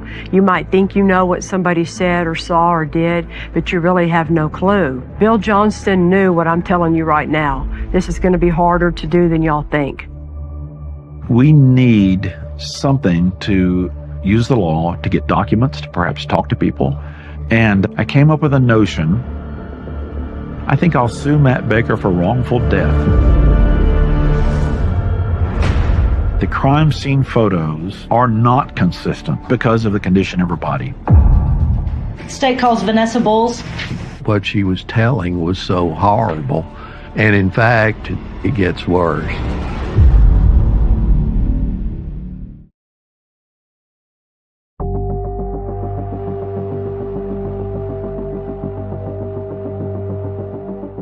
Through the Doolans, I decide to sue Matt Baker for wrongful death, which is a Texas civil cause of action. We didn't want to collect money from him. He didn't have any money. We wanted to know what happened. Do we think he did kill her, or was it a suicide?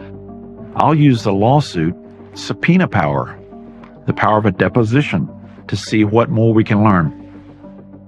The biggest challenge in investigating a case that's been determined to be a suicide is that the police looked into this. They've already decided, and it wasn't questioned because he was a preacher, a Baptist preacher in their town. Law enforcement likes to think that they know everything and they're the experts. I understand that thinking because I was that same way. I didn't want private investigators trying to tell me what to do either. We need a little horsepower here somehow. And so a Texas Ranger who'd done some great work for me named Matt Cawthon came to mind. Texas Rangers are legendary. Their look, their reputation, some of them are the very best at what they do. Bill Johnson reaching out to a Texas Ranger was to see if he would help reopen the law enforcement side of this case, because somebody had to convince local law that maybe they didn't know everything. I get there and I'm not only met by a team, I'm met by a war room.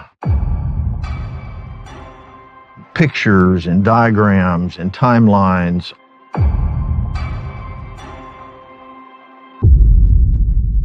The first red flag regarding the initial investigation was that there were fewer than 10 photographs taken of the death scene. Even if something appears like it's suicide, be cautious, because you have one chance to get this right. If you don't gather evidence, you can't go back later and redo it.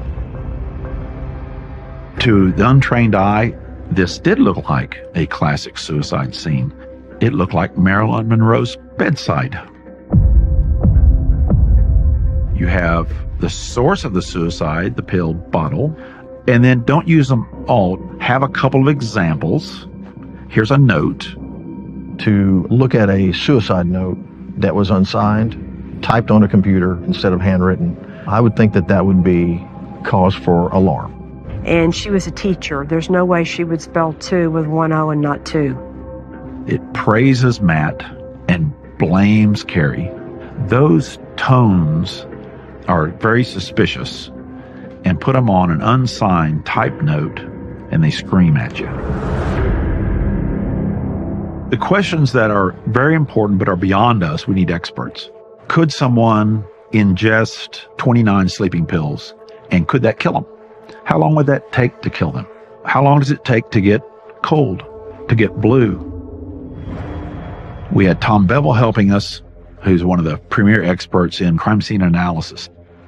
We sit down with Tom Bevel and show him the crime scene photos. And Tom Bevel states that the crime scene photos of Carrie Baker do not match, are not consistent with the time frame given by Matt Baker, the 45-minute to an hour time frame, because of the condition of her body, the condition of being cold, the condition of being blue, the condition of lividity.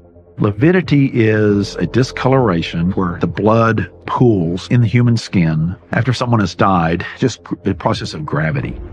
Carrie had substantial lividity in her body, 2 or 3 times what Matt Baker gave himself for a time period to be gone. Also, we learned it is possible that someone could ingest 29 sleeping pills and die. It's possible. But that process is, of course, to let it break down in the stomach, to make you sleepy, to make you pass out, and ultimately, perhaps to die. That's a long process. Matt Baker was given great latitude in his story, and it wasn't questioned. You hold your preachers up to a higher standard. You never think that your preachers are going to do anything like this. You don't even want to suspect them. It's got to be a sin to suspect your pastor, right? Word had gotten around town about the circumstances of Carrie's death and her suicide, and then someone came forward with good information. Around the time her funeral happened, another preacher was flipping through Carrie's Bible prior to the service and found something very interesting inside. This is dated April the 2nd, 06. Peace. Lord, grant me peace. Calm my soul. I feel like I have so much worry and I can't get a hold on it. Lord, be the center of our relationship. Lord, I'm asking for you to protect me from harm. I'm not sure what is going on with Matt, but Lord, help me find peace with him. She prays to God to protect her from harm. And then she also says, I'm not sure what's going on with Matt. After her death, Carrie's therapist contacted the family and said, listen, in some of my sessions with Carrie, she spoke about her husband having an affair. We need to find out, was there an affair going on?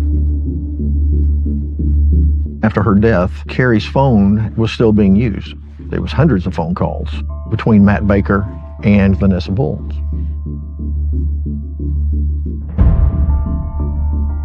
Vanessa Bowles was younger, very attractive, newly divorced. She was a single mom. Why would Matt Baker give Carrie's phone to a single woman? Now we're very interested to know, did this relationship with Vanessa Bowles predate the murder? When you have a suspect and you want to know the nitty-gritty details of the murder, you have to talk to all the people that live in that world. So the closest people to the suspect are always potentially going to be your best sources of evidence. Sorry to keep you waiting. When you meet a witness the first time, like Vanessa, to try and get them to talk is a huge challenge because they might realize that society is not going to judge them nicely. And number two, they might actually be involved in the commission of the murder.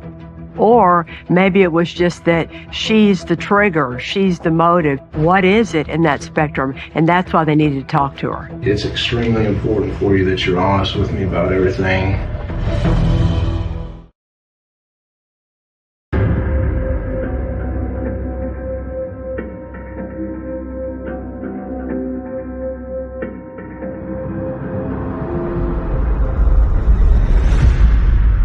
Vanessa Bowles is the daughter of the music minister at the church Matt Baker was affiliated with.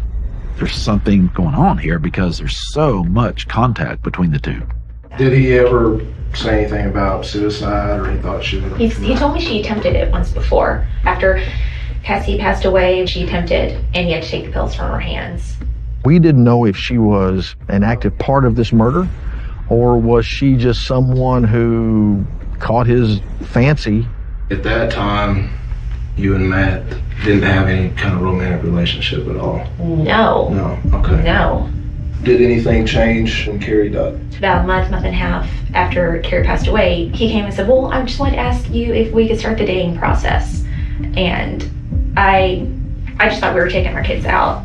He really wasn't my type, though, to be completely honest. Right. So, but I was thinking, well, he'll like my daughter, I guess. And I loved his kids. You know what? I think...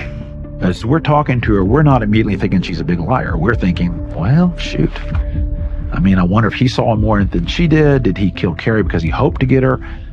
He kind of made me believe that Jim and Linda were the horrible people who were pushing the whole investigation. I was like, oh my gosh, I felt sorry for him. She was courteous. She wasn't rude about anything. What was the conversation like when you told him she didn't want to see him anymore? Whatever. He was upset because he said that he thought that that me and my family were going to be there while everyone was spreading rumors about him. Mm-hmm. And you haven't really talked to him since then? No. Or when was that? A couple weeks ago. I think the investigators feel like there's more there, but they didn't see the vulnerable spots to go into. After talking to Vanessa, we wanted to talk to Matt Baker. Let me have him bring with him his computer and his printer. Bill's a civil lawyer. He could depose Matt Baker. A prosecutor could never do that because in Texas, the prosecutors do not have a right to discovery of what the defense strategy is. In other states, like Florida, it's mutual discovery, so they can depose each other's witnesses and know exactly what everybody's going to say. In this state, we do not get to do that. And the only way Bill Johnson could get access to any of that information was through depositions. We get Matt Baker notice for the deposition, and his lawyer's letting me know he's probably not going to answer any of your questions. I said, well, I don't want him to bring the items. So we're in the room. The deposition starts. Matt, you're under oath. Did you bring your computer? Don't have it, he says. I quit working. Crashed. It crashed. All right, where is it? Threw it away. Okay. Now, Matt, subpoena also calls for you to produce your printer. Don't have it. When he deprived us of the objects with silly stories and excuses, it's more damning than if we'd have gotten it. Matt Baker had a second job. He worked at the Waco Center for Youth. He was supposed to be their chaplain. And we said, we'd like to look at his computer there. Well, something strange happened. We don't have it. His computer was stolen. But one of our investigators went to the head of the IT department at the Waco Center for Youth and learned that, of course, everything goes to a server. So we've got what was on Matt Baker's computer. We had a great computer forensics expert, and he was able to actually go in and follow all of these trails, these little ghostly trails that the internet leaves. We determined that along with a lot of pornography, Matt was searching for overdosing on sleeping pills. And ultimately, what we found, Matt Baker ordering Ambien from an offshore pharmacy a month before Carrie died. The internet search is beautiful circumstantial evidence. The only thing about that is we need to exhume the body to see if you can find the presence of Ambien. We need that body out of the ground. Matt Coffin goes to the Hewitt police chief, hat in hand, as we say here, asked could he get his help. They needed to request an exhumation and an autopsy. And the chief looks at him and says, well, Ranger, would you be working for us or Bill Johnston? And I said, I'm working for the dead lady, and that's who you ought to be working for, too. Finally, 3 months after Carrie died, there was an exhumation of her body.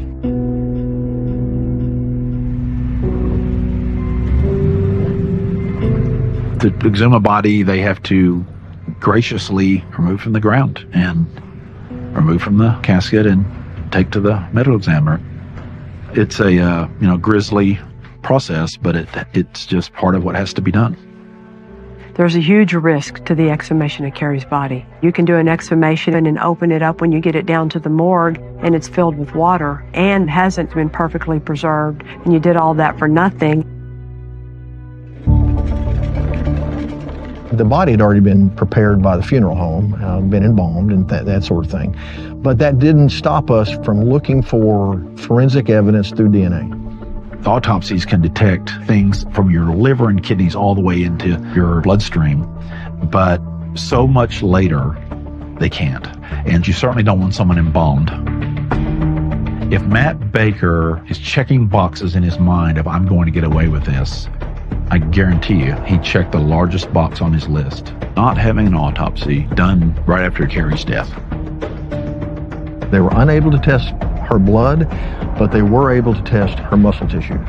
The exhumation autopsy toxicology report showed there was Ambien in Carrie's system. They caught it. It was in her system. Carrie Baker did not have a prescription for Ambien. The picture on the puzzle is Matt Baker. We've got enough evidence to reopen this, which now means for Matt Baker, what all of us had known for a long time is that you, my little preacher under the microscope, you're the suspect.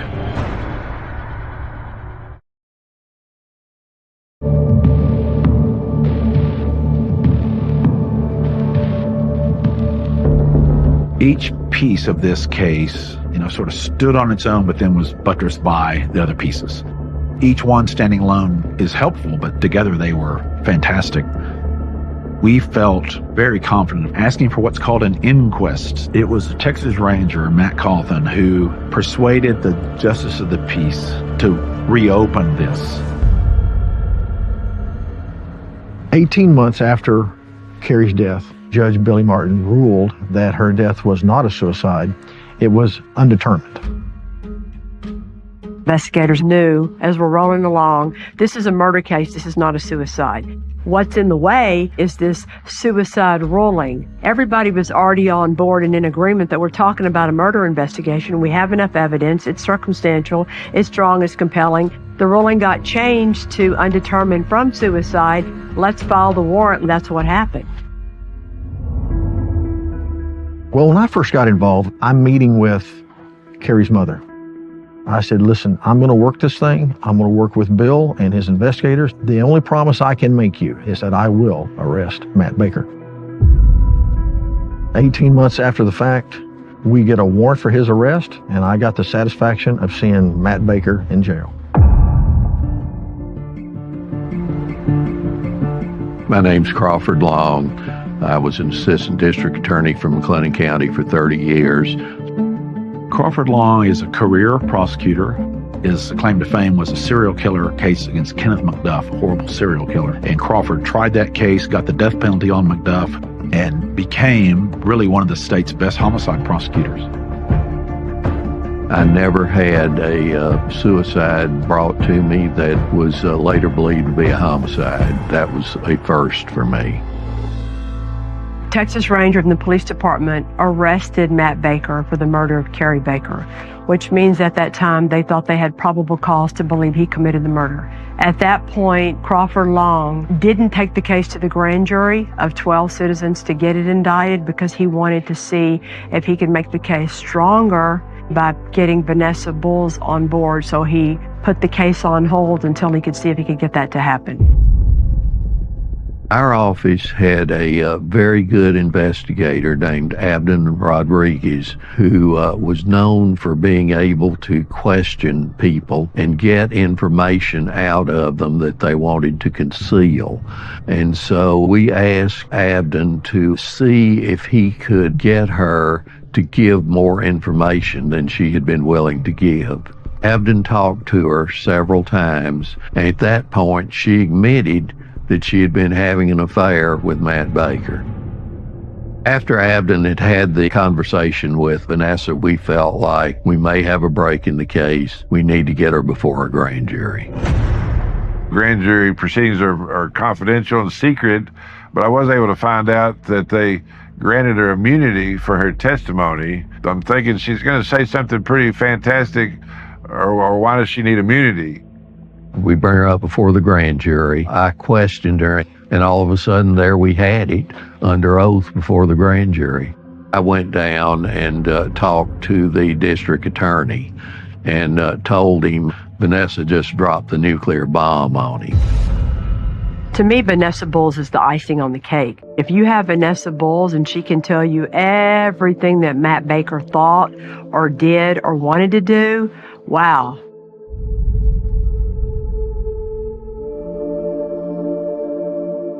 Matt Baker grew up near Waco. The people there were really supportive of him and didn't believe he could have done it.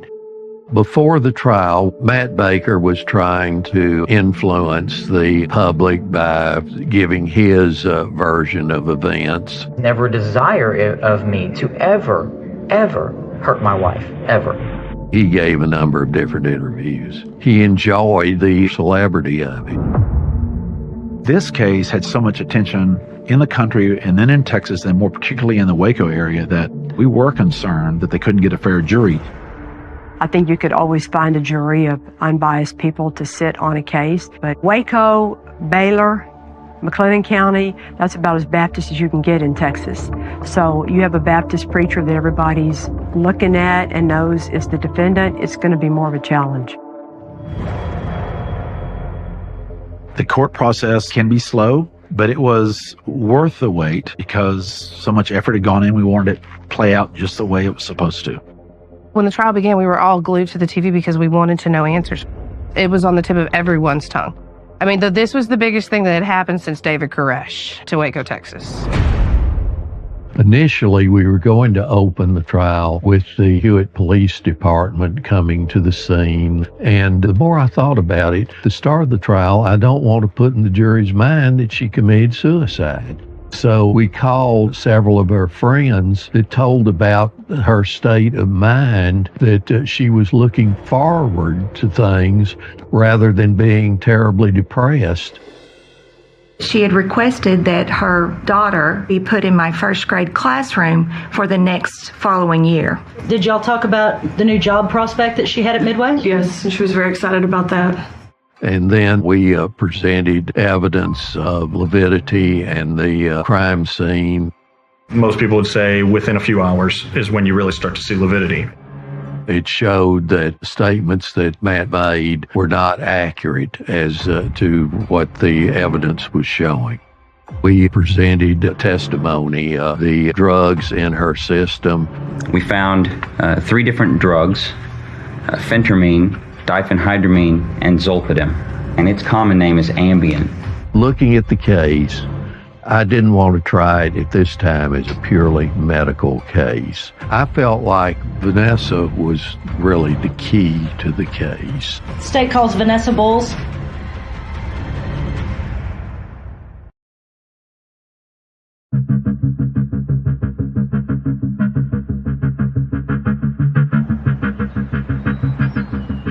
The prosecutor's hope with Vanessa Bowles testifying was that she would tell the down and dirty, that she would talk about the romance, that she would talk about the sex, that she would throw him under the bus. The problem is, she looks bad too. So you were somewhat implicit in all of this. For keeping my mouth shut and not doing the right thing, yes, I was. There's a huge risk when you have a very crucial witness that you know the jury is going to hate. I have very good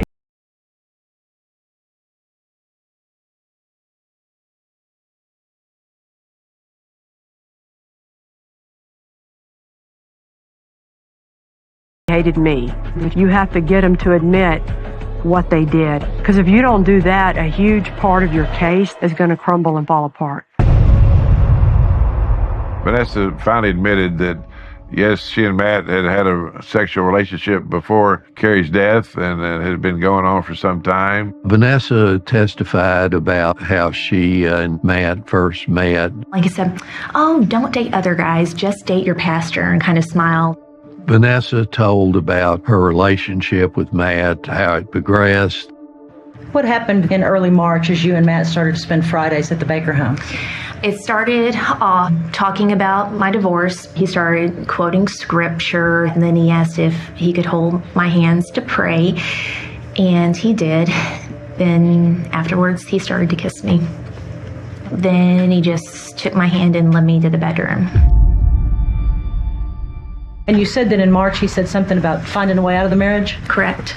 He talked about making it look like she'd hung herself. He talked about tampering with the brakes of her car. He even talked about setting up a drive-by shooting to kill her. Since she had attempted suicide before, he said he may be able to make it look like she committed suicide. She just asked Matt, well, why are you trying to kill her? Why don't you just get a divorce? And he told her that he would never be able to preach again. I guess in his mind, divorce was worse than actually committing murder. 1 to 2 weeks before Carrie's death, did he mention putting something into Carrie's drink? He did. He sent an email and said she did not drink the drink. She took a sip of it and said that it tasted like lead. What she was telling was so horrible. And in fact, during her testimony, it gets worse.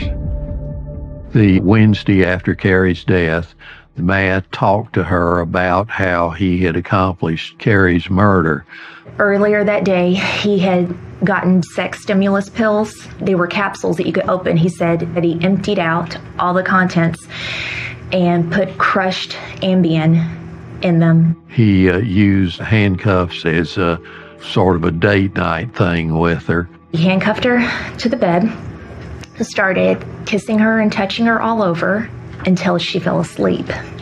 He said he kissed her on the forehead and said, "Give Cassidy a kiss for me." Then he said he got the pillow and put it over her face. He is a preacher. He is a man of God, and look who he murdered. The mother of his children. What in the world did Matt Baker have to fall back on to justify turning into the monster that he truly was? Nothing. To me, he's as bad as they come. He said that he thought she was dead, so he stopped, and then a couple of seconds later, she just took one big gasp for air, and that he said, "Oh," and then he showed me his hand. He said he put the pillow on her face, but then he said he did this with his hand where her nose was, so he would be sure to suffocate her. The fact that she gasped for air and he went back in to kill her again. He even had that chance to, back out or whatever, and he went in and he finished her off. Let's talk about a day in July of 2006. Did you call Matt? I did. I decided I was going to call him and I was going to end things. He started saying, "I killed my wife for you, and now you're leaving." When she decided that she wanted to break up, he sent her a song, Dirty Little Secrets by the All-American Rejects. Don't tell anyone or you'll just be another regret. I made a mistake here because a manipulative liar wearing the mask of God came into my life. And this testimony is going to put him where he needs to be. We made our final arguments. The devil can quote scripture for a purpose, and the jury was discharged to go deliberate. I think that Vanessa's testimony in this case should put the nail in his coffin. But I don't know what the jury is thinking. How many people on the jury would want to give him less punishment because he's a preacher, beacon of the community that led people to God.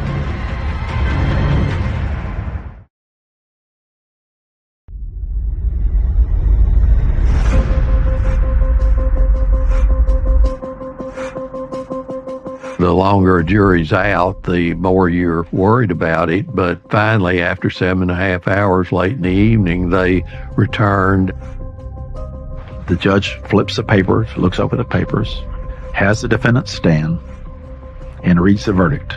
We, the jury, find the defendant, Matt D. Baker, guilty of the offense of murder as alleged in the indictment. Matt Baker is guilty of the offense of murder. Murder.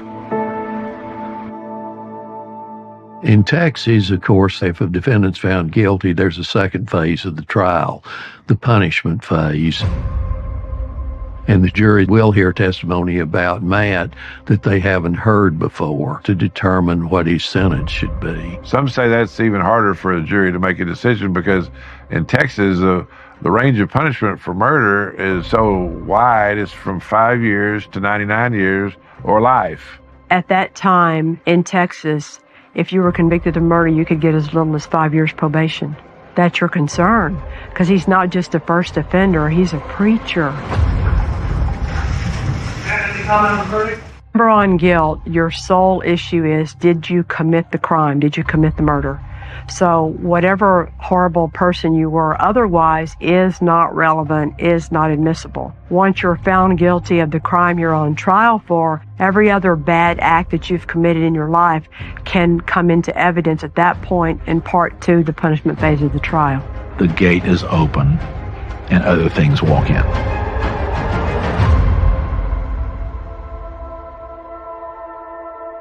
On the punishment phase of the trial, we called several young women who testified that Matt was a sexual predator. How did you come to know Matt Baker? I worked with him at the Y. Okay. We had gone back into the youth rec room. He tried to kiss me, kept trying to grab my crotch, put my hands on his penis. I remember having to use all my strength to try to keep him off of me and from taking my clothes off. We were student trainers together. I turned around at one point and he was standing behind me, and that's when he took his hand and began running up my thigh and between my legs and touched my vagina area. 12 women, that's a lot of women. That's more women than I've had witnesses talk about guys I put on death row. The other thing that made me sick is that a lot of that happened in McLennan County, the home of Baylor University, Waco, Texas, Baptist capital of Texas. And nobody listened to those women and did anything to stop him to file charges because law enforcement didn't want to mess with it, or for whatever reason. Those women had a right to be angry and they had a right to be heard, and I'm glad they were. He was using what he was in the community to become a predator. That's what he was. He was a predator. Ultimately, the jury returned a verdict of 65 years. We were very satisfied that justice had been served for the Dulin family, for Carrie, for the community. She had not committed suicide. And the Dulins received custody of Carrie's 2 daughters. They were no longer under the influence of their father. When I appreciated the true story of what happened to Carrie Baker and the fact that her murder was brought to justice, I give complete credit to Bill Johnston and Carrie's family picking him to hire as their lawyer. Because he was a former federal prosecutor, he knew law enforcement wasn't going to want him butting in on their business. But he also knew as a civil lawyer the way to get it done almost the same way, getting access to the real file and the real evidence. He couldn't have done a more beautiful job, and Matt Baker is sitting behind bars today because of Bill Johnston.